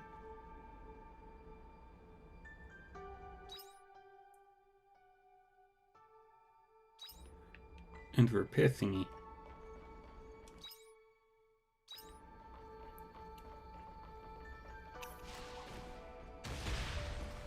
Let the battle commence.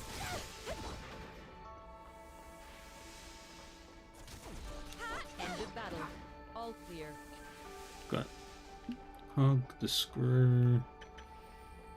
That.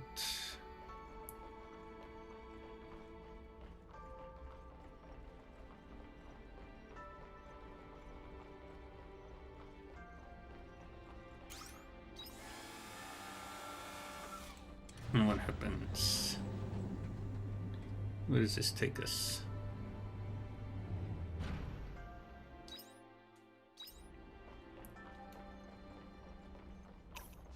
Here I go.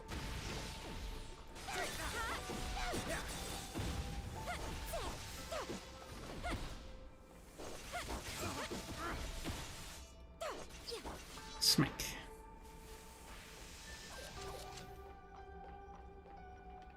Got those treasures. Back down.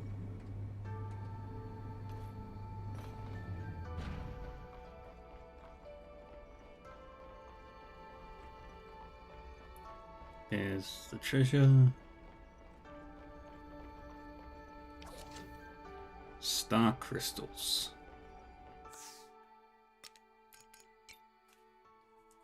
Money. Alright. I'm not going to complain about free money.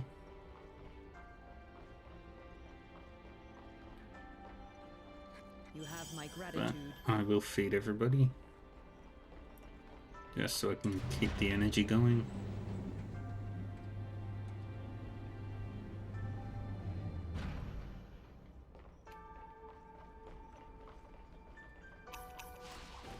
The battle begins.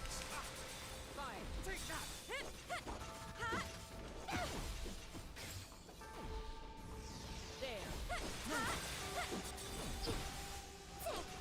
Is everyone all right? Perfect.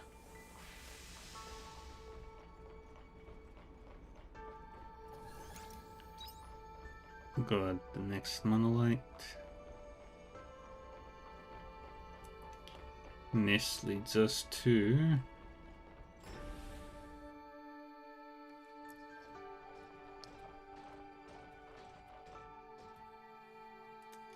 Are we actually at the maintenance block this time? Yes. We should be able to override Callistephus' stop signal from this console. Wait a moment. Does this mean we don't have to get back onto that awful scaffolding again? I was enjoying it. There, I have overwritten Callistephus' stop signal. Although, once we enter the cradle, we're in their territory. Their attacks are only going to get more intense. It's no use standing here worrying about it. Let's get them up to the orbital cradle first. We'll talk later.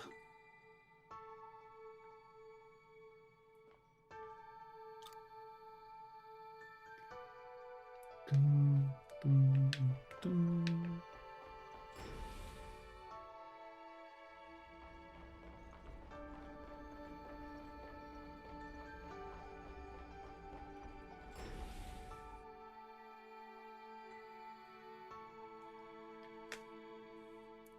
This is the space elevator Vigilius control system. Please choose your destination. Orbital cradle. Destination confirmed. Ready for departure. Prepare for impact.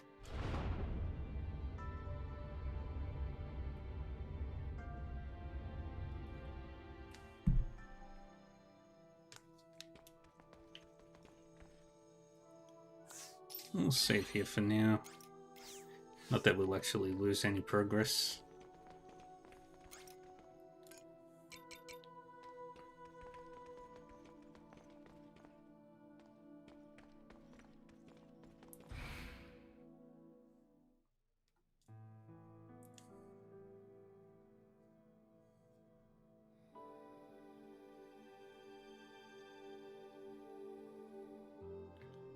That's probably all the humans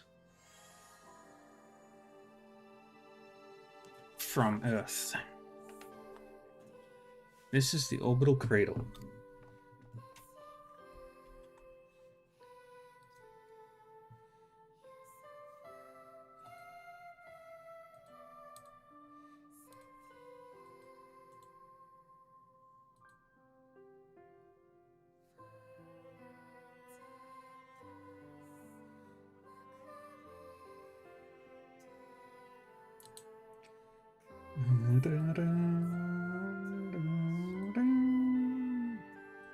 Aria?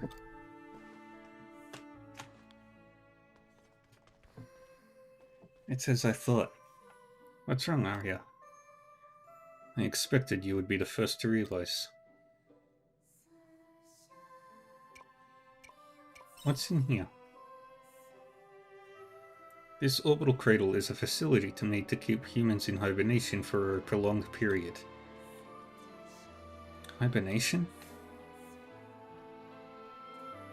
It's a long, deep sleep, like animals do for winter. It reduces cell activity to the bare minimum to slow down telomere deterioration. That way you can preserve the human body in a live state for prolonged periods of time. I believe they used to call it suspended animation in old books. Indeed. Our method doesn't actually freeze the body, but it implies a similar principle. This is a lot to take in. You created technology that could put humans into hibernation. But that doesn't add up. You Omens made Regaia for us humans to live on, right? And we're living on Regaia now. We're not in hibernation. That's a good point. So who are these people then? You seem to have misunderstood. The people sleeping in these pods are the ones from Earth. Your kind are not descendants of Earth. Rather, you're a byproduct of the Regaia project. Who are you calling a byproduct? Your kind are a new subspecies of human that appeared within the ecosystem that the Seaslight created. A new subspecies of human? So you mean we're not originally from Lost Gaia? Exactly. But even among us, opinions are divided on whether we should treat you as humans or not.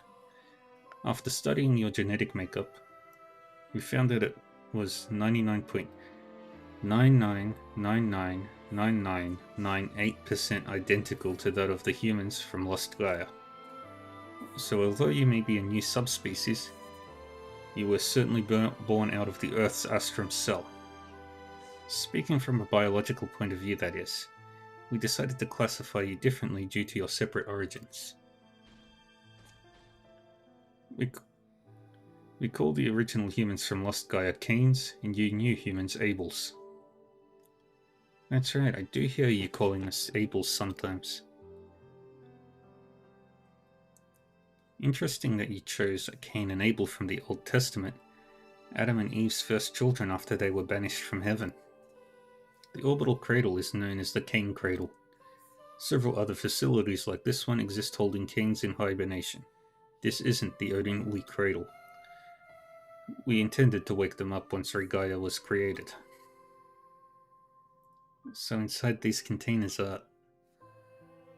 Yes, the people from my time are still sleeping in there. My mom, my dad, all my friends and fellow researchers.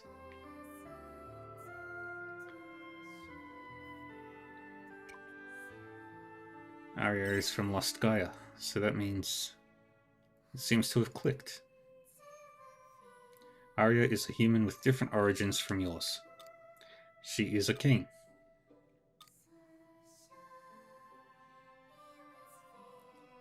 But as you said, biologically we're almost identical, so it doesn't change anything, does it?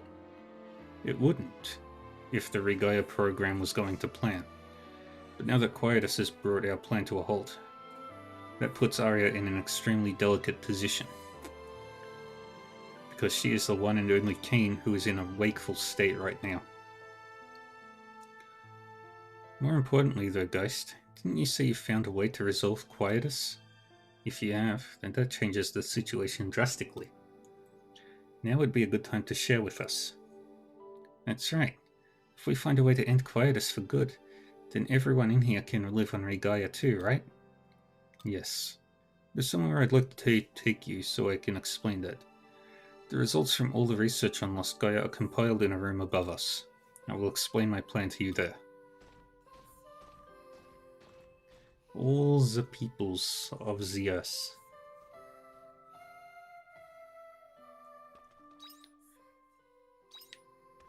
I'm not even gonna try exploring.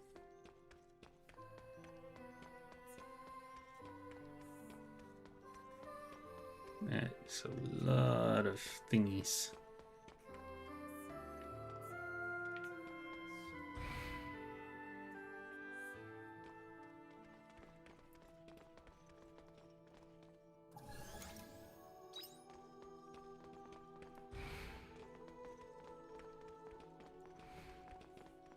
Okay, we can't go that way, but we can take that treasure.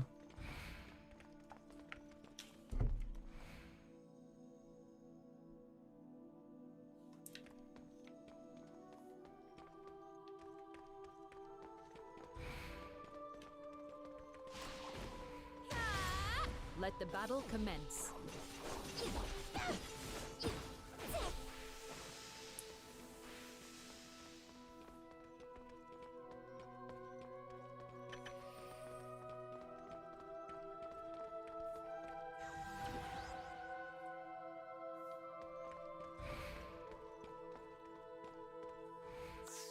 All right, see, now Nixie. Let's stretch.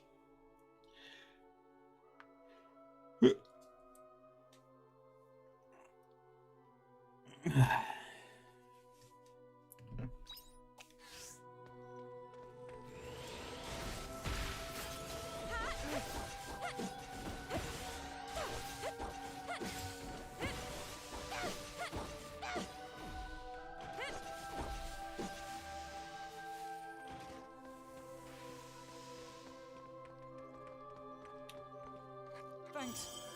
You're a lifesaver.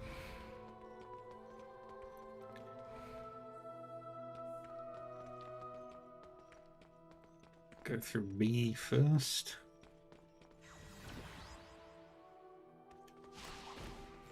The buff there. Is everyone all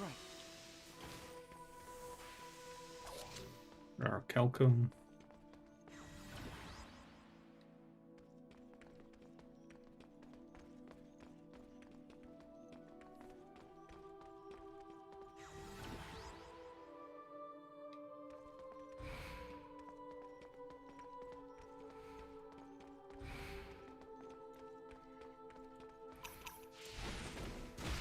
The battle proof.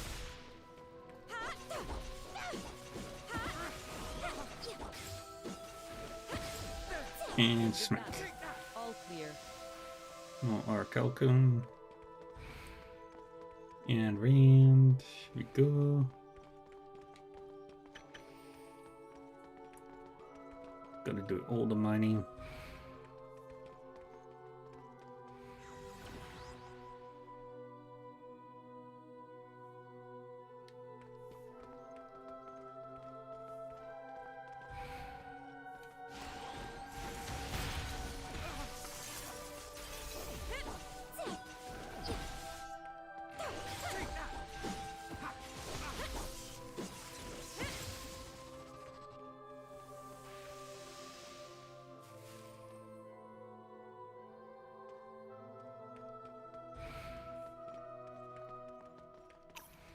Here I go.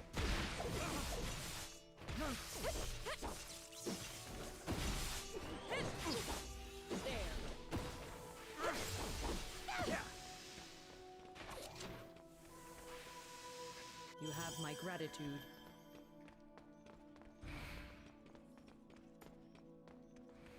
And push the button. You have a shortcut now.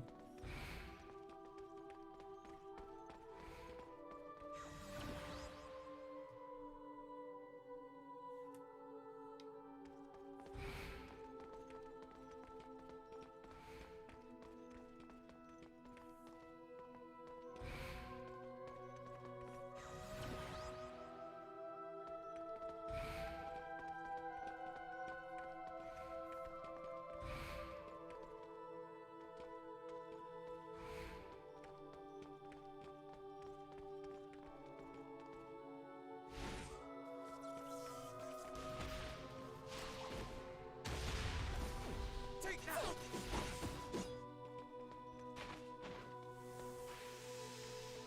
Got it.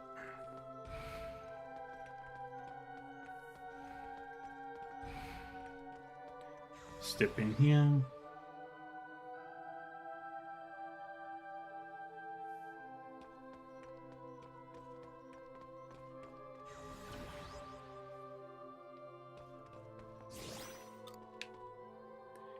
Vanilla doll. Grab that.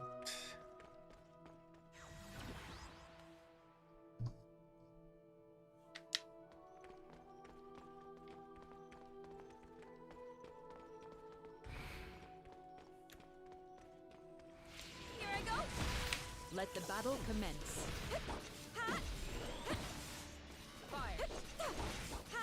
There.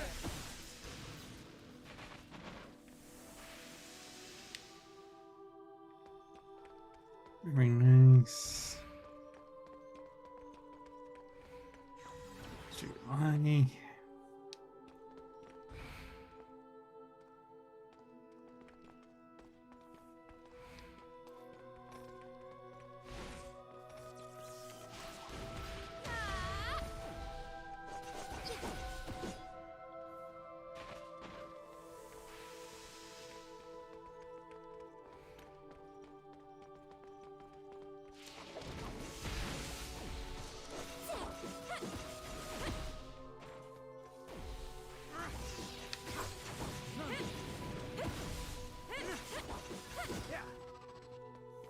Very nice.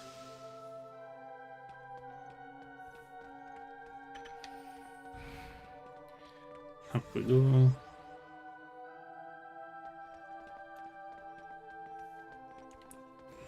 The battle shield. End of battle. All clear.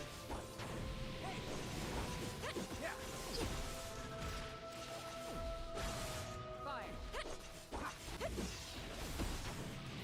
Shoot.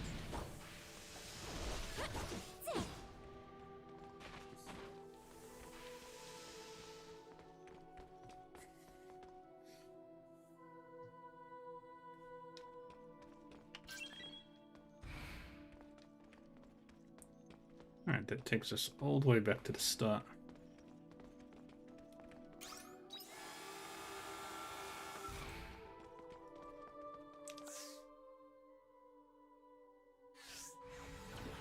And K takes us here.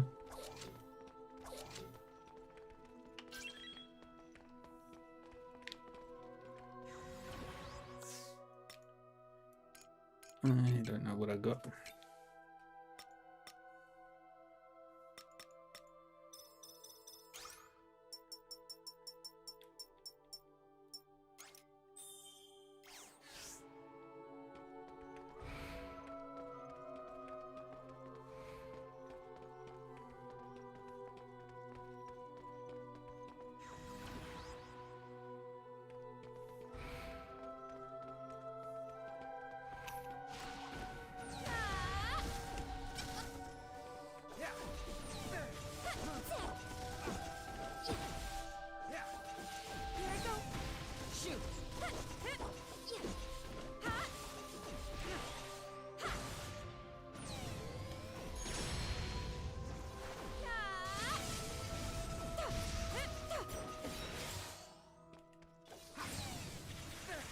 End of battle.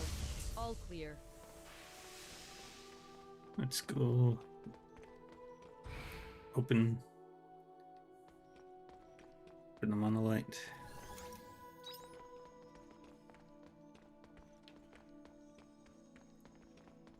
And we'll continue that later on. Let's just put everything into storage that we don't need.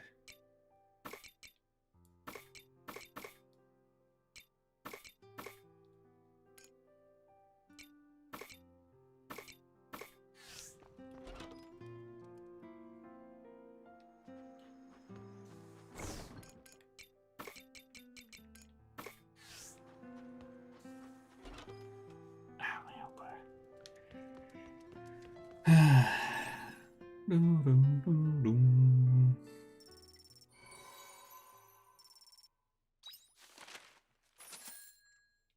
Ooh. Money.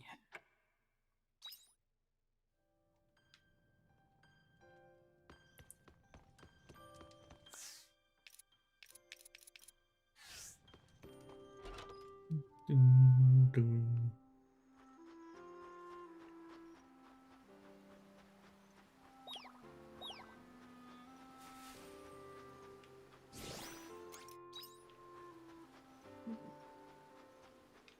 Weather sure don't look pleasant.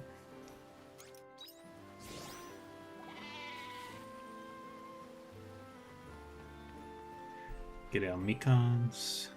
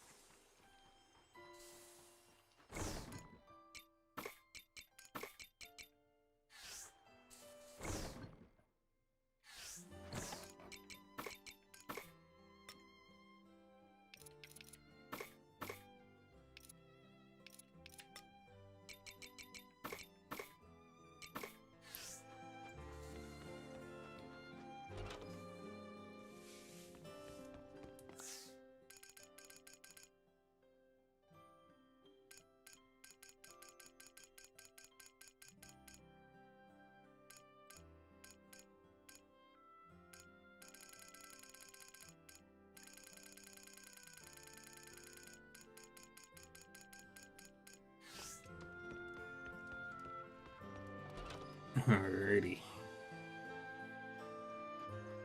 So far, we've made all the progress. I hope you bring back Travel directly to the facilities in outer space by going to the top of the Castle of Illusion in the airship. souvenirs.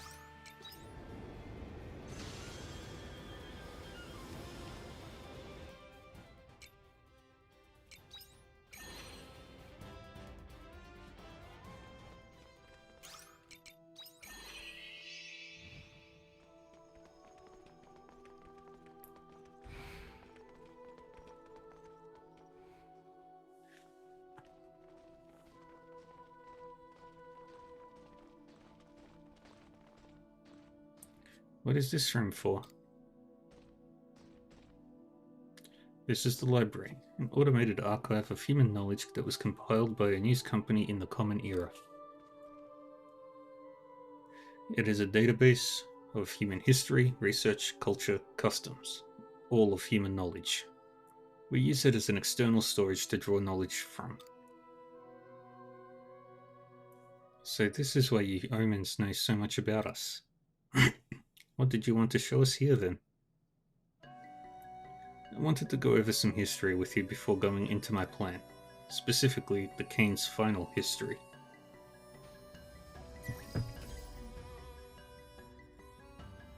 The Paradise Project? Yes, that was the last piece of research that the Kanes conducted. When they realized there was no way of stopping the Red Queen from emitting Gaia dust, they made a plan to live among it. It was called the Paradise Project.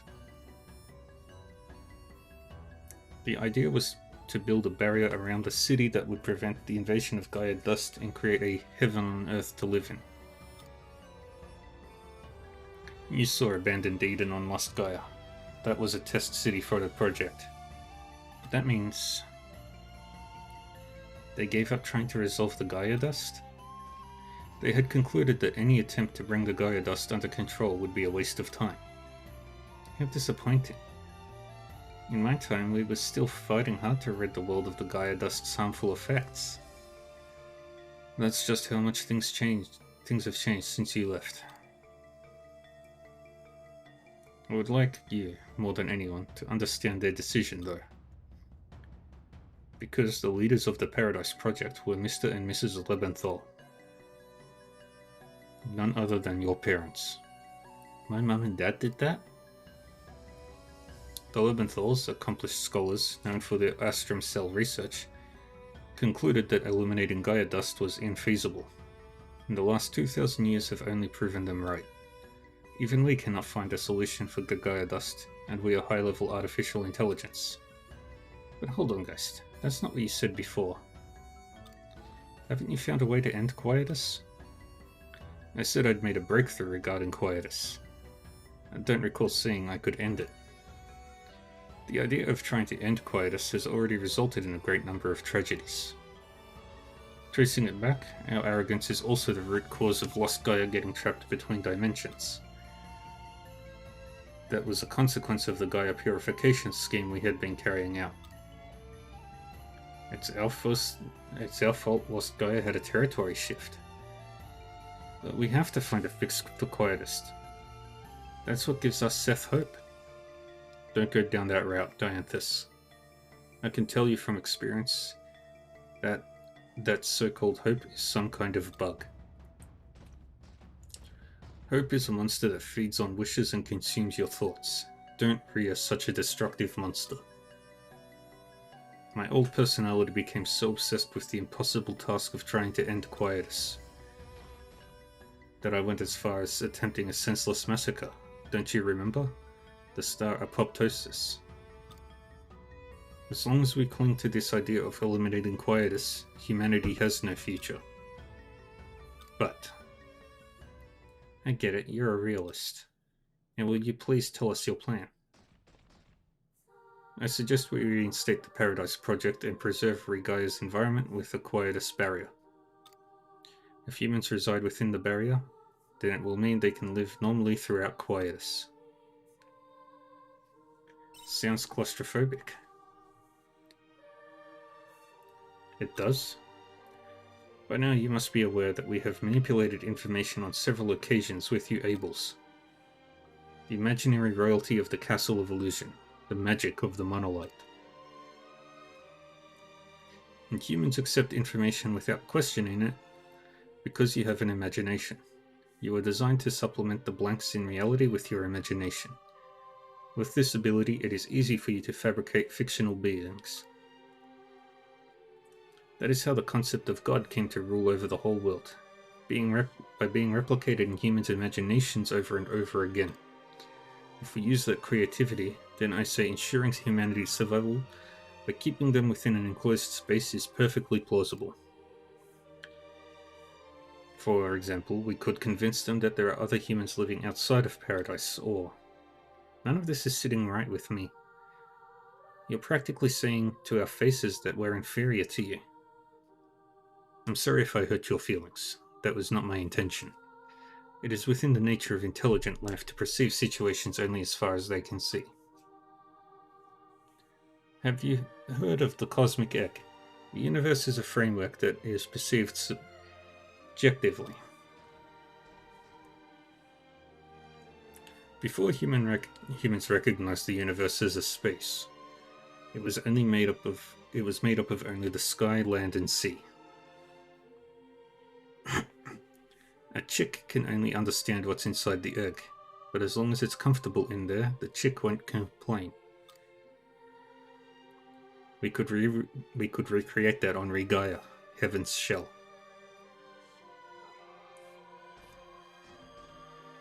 That is my plan.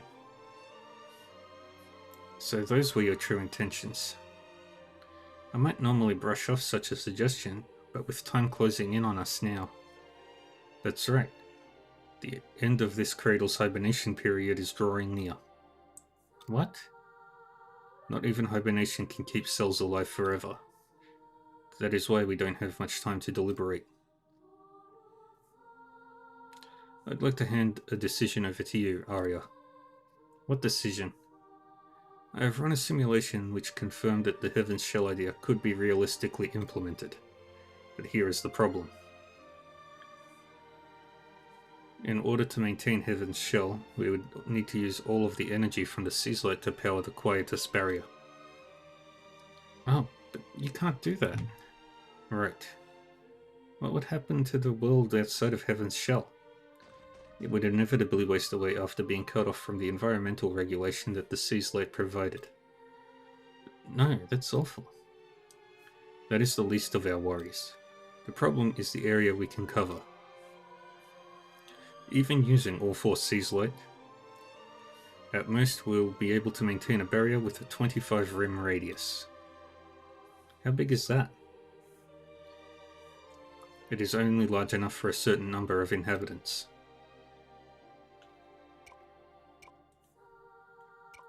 What about the people who can't enter?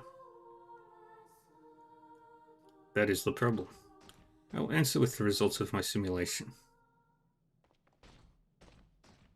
According to my preliminary calculations, Heaven's Shell could fit at maximum all of the Canes sleeping in the cradle. or all of the Abels who live on Regaia. One of the two. Oh no. This is an extremely difficult ethical decision. The decision I'd like you to make, Arya, is which species of human we should keep. Our orders are to preserve humanity, so it is ethically impossible for us to eradicate one version of humanity. It would be in violation of the 3 major regulations. We cannot ask the people of Regaia to decide either, as they would surely choose their own kind due to the selfish gene, and even if we wake up the Canes, the same will apply to them too, although it is not ideal. You have at least lived on Regaia and made several acquaintances in your time there. You are in the best position to say which world is better. It is only you who can make a fair and ethical decision on which version of humanity we should carry into the future. Damn, that's a choice. I would like you to decide which one you feel is best for the future of humanity. I implore you, Arya, please decide for the future of humanity and the attainment of heaven. You should find another way. Don't you understand, Ayn? There is no other way. We Sith have been trying to solve this problem for 2,000 years. Do you really think you'll suddenly be able to find a solution now in the short time we have? This may be asking you to think beyond your intellect, but stop clinging onto the imaginary. Sorry, Ayn. Ghost is right about this one. They may not be perfect. They lack decision-making skills. But at the end of the day, they are still high-level AI. Their intelligence surpassed ours a long time ago. No matter how hard we try, we won't be able to suggest a better solution than them. The days when we could afford to indulge in dreams and fantasies are over. You are right. Dreams are nothing more than humans' overly optimistic assumptions. What's more, the Paradise Project was your parents' suggestion. If there is anyone who should take responsibility for continuing where they left off, it is you. I suppose you humans would call this kind of coincidence a twist of fate. Arya. How am I supposed to make that choice?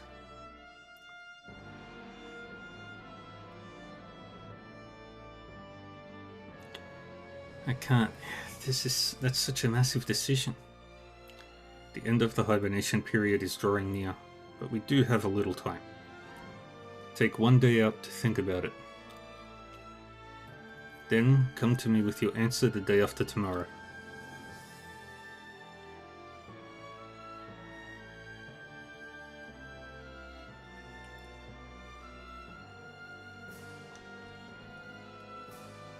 All living creatures have to compete and fight for their right to survive. Just look at me. I only stand here today because of the many lives I sacrificed to get here. If Heaven's Shell were to be made a reality, I'm sure a war would ensue. That might have been the war Calistephes warned the Omens about. The world will only get worse and worse this way even without villains. Arya's real family is inside the cradle. You couldn't blame her for choosing them. This is why I should kill her, if I want to survive. But it's weird. I don't feel like killing her at all.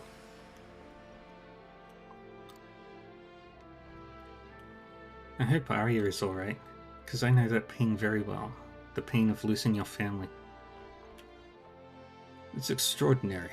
It's hard to think the Caesarite were Omen made machines all along. And the Heaven's Shell concept. I must admit, their science is on a whole different level. If they say that the Heaven's Shell is the only solution, then I think they're probably right. It's a hard decision for Arya though. Wonder what she'll do.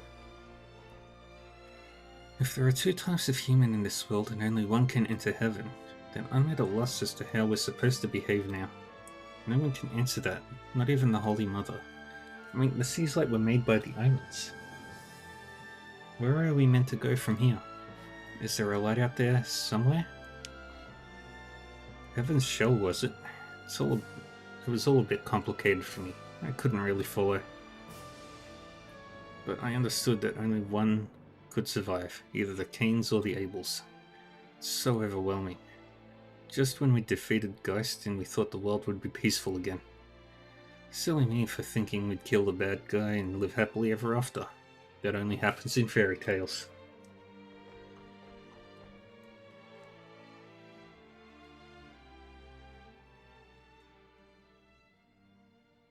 Oh, Ain. Heaven's Shell is humanity's only chance at survival. But it's either you new humans or us original ones. Only one of us can survive. It's almost funny, isn't it? Oh, right. Now you all see me as... I'm your enemy. Don't be silly. You're not our enemy. Don't give me those empty niceties. I'm sorry. I'm letting my emotions get the better of me. I probably won't say anything nice in this state. I've got too many thoughts going through my head. Feels like there's a dark, heavy spirit sitting deep in my chest. I need to go home.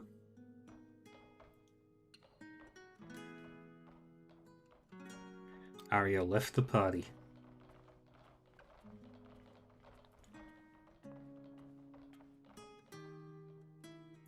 We may as well call it a day too.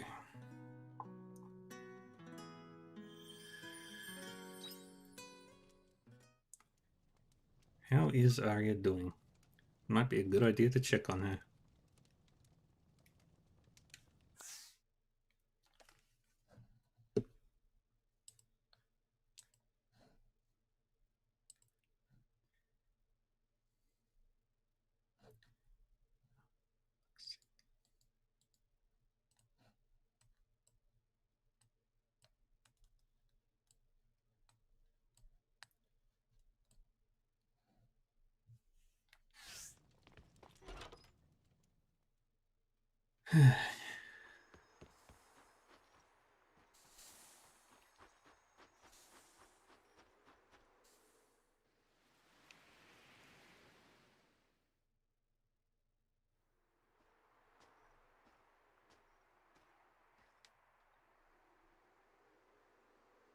Her pod isn't here. Oh, I thought you were with Arya. Do you know where she is? Well, I saw her earlier. She ran into the meteorite that was here and left. I tried calling after her, but she didn't hear me. She didn't seem herself. She looked very serious about something. You two are always together, though. I'm surprised she's not with you. There's something we can't tell you yet.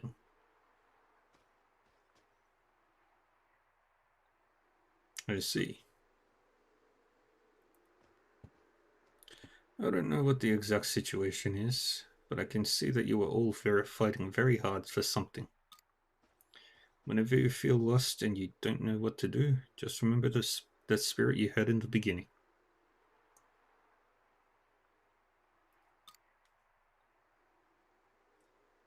Because you can't solve tomorrow's problems only thinking about tomorrow. Think about how you lived in the past, how that led you to now, and where it will take you.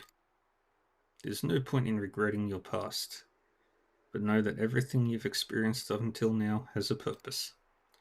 I think it may benefit both of you to look back over it again.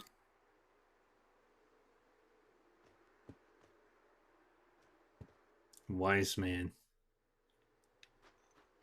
Good man.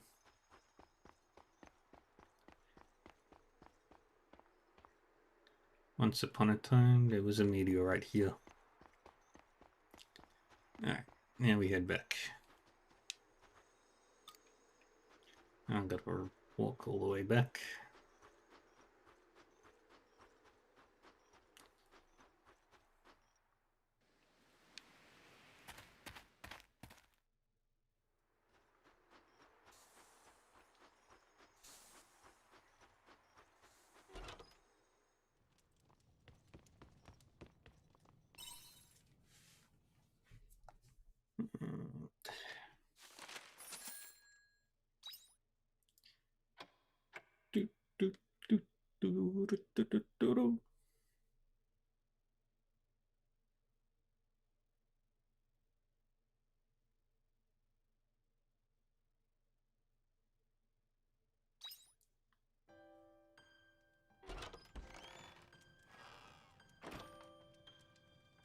Hein, are you awake? I apologize for showing up uninvited. What's wrong? Nothing is necessarily wrong, but... I know. Could you come to Hiking Canyon when you are ready? There is something I would like to tell you.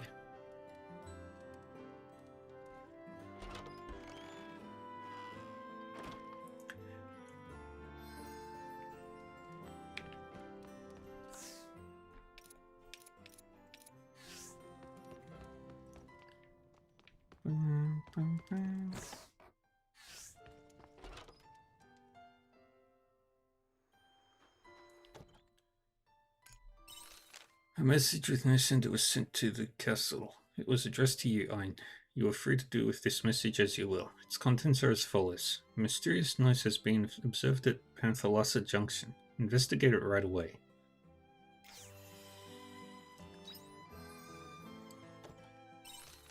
That Monoceros, how dare he take the liberty of speaking to my squire the way he did.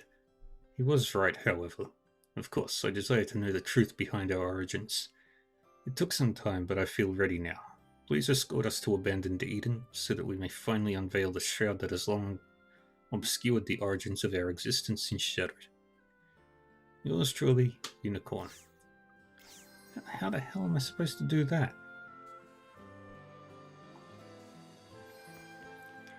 But, for now... I can't do anything.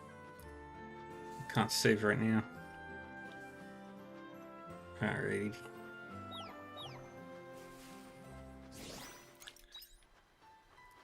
So I'll do everything here. Take care of the crops and junk.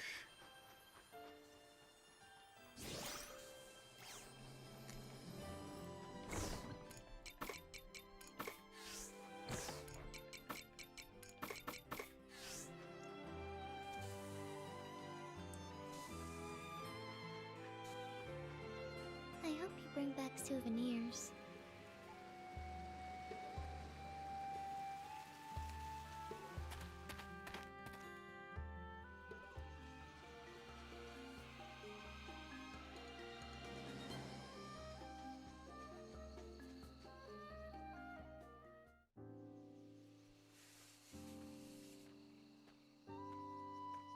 Fine. This place brings back memories. Yeah, feels like it was just yesterday. This is where we met. It is time I told you what happened that day. I remember you were broken when we met. Yes, we had lost control of the reactor. If you had decided to leave me there, then I most likely would have had my personality replaced just like Geist. I am only able to tell you this now because you saved me that day. How did you end up in that state? It was not my intention to conceal this from you, but until that day, I had been acting alongside Geist. You sided with Geist? No. Geist wanted to save this planet. He was trying to eliminate the threat of Quietus. He was the strongest of any Seth, probably stronger than any human too. But one day he left, concealing his location, and when he came back he was almost unrecognizable. He had become obsessive. Looking back now, I suspect he had been to Lost Gaia and back by himself. When he returned, he cut himself off from the collective consciousness and became absorbed in his own thoughts. Before long, he had resolved to destroy the planet. I objected to that. The disagreement ended in him kicking me out of his airship, and that is how I landed here. However, despite all of that, It is true that his goal was to eliminate Quietus.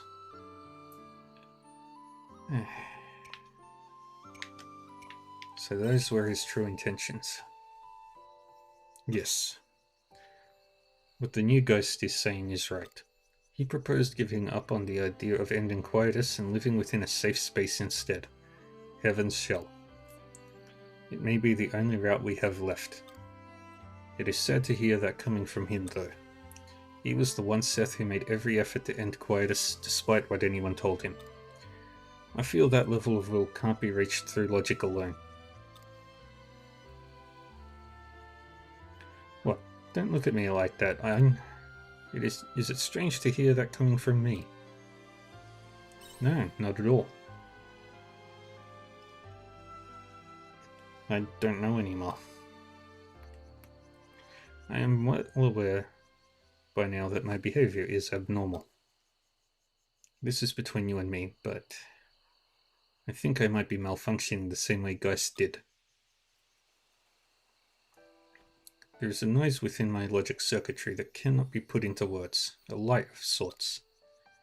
It has been growing ever louder since you defeated me in the Castle of Illusion. I'm sorry, I must have gone too far. No, there are no problems with my hardware. But the pattern in my logic has changed. Frankly speaking, I have high hopes for you. Based on just specs alone, you shouldn't have been able to defeat me. Not to mention how you miraculously defeated Geist, who had the planet's power as backup. The odds were 1 in a million, to be honest. I was too wrapped up in Geist's idea of the proper death, as many of us were. But you told him that innocent people would die that way. You were the one and only person who could say that to his face.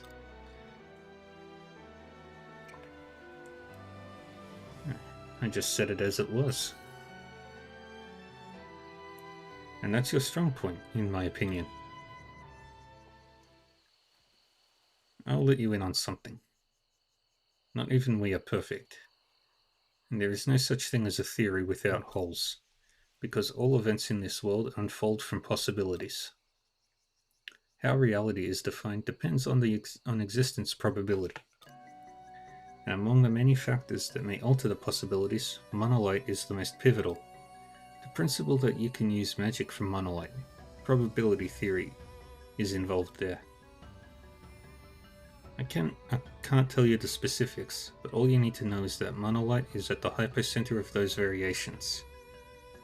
The truth is, when you fought with Geist, or whenever you fought hard to accomplish something for that matter, the monolight demonstrated abilities that far exceeded its specs, as if in response to your determination. It is almost as though the monolight had a will of its own. So you're saying it's alive? That I do not know, but I will let you in on something confidential. Even though it is we who made the monolight, we do not actually understand how it brings about magic. It is likely that the situation will unfold as Geist speculated. But if something about that does not sit right with you, even if it is just a faint feeling, then resist what is correct. You humans have a heart. Believe it when it whispers to you. If anyone can do that, it is you. During the Common Era, people once tried to fly, despite harsh criticism from those around them. Their idea was brushed off as an unrealistic fantasy. The same happened again to people who tried to defy gravity, break through the atmosphere and take off into space. Throughout history, those who changed the world were always wrong according to the common knowledge of the time. Even the first proto-buoyant to clamber out of the sea onto land was most likely an anomaly among its kind. Such unattainable fantasies, those ridiculous ideas. They only came to fruition because of your human ability to dream. That is how humanity has written its history. It is unreasonable that you would lose that ability just because we appeared. We are superior only in intellect. So make the decision for yourself. It is not for someone else to choose. You are the only one in the world who can make that decision. As far as I can observe. That is the one function you human beings have.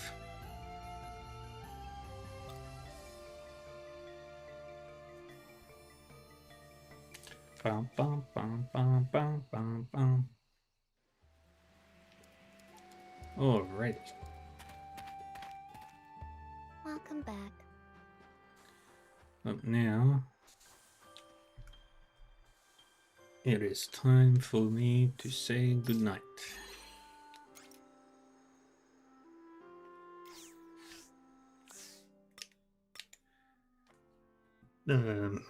When we play this again on Tuesday, we'll go visit the unicorn, and then we'll continue with the story.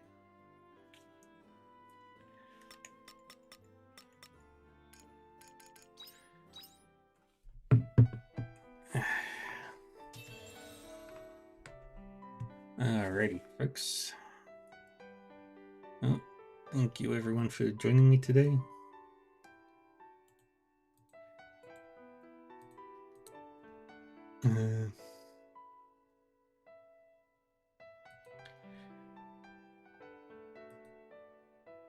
Let's see.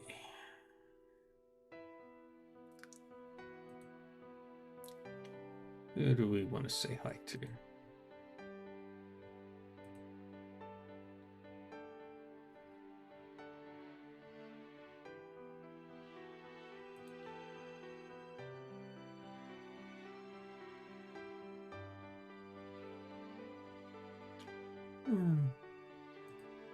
Right here. Alright, well, thank you everyone for joining me today. I appreciate you all hanging out. We were going to do Divinity today, but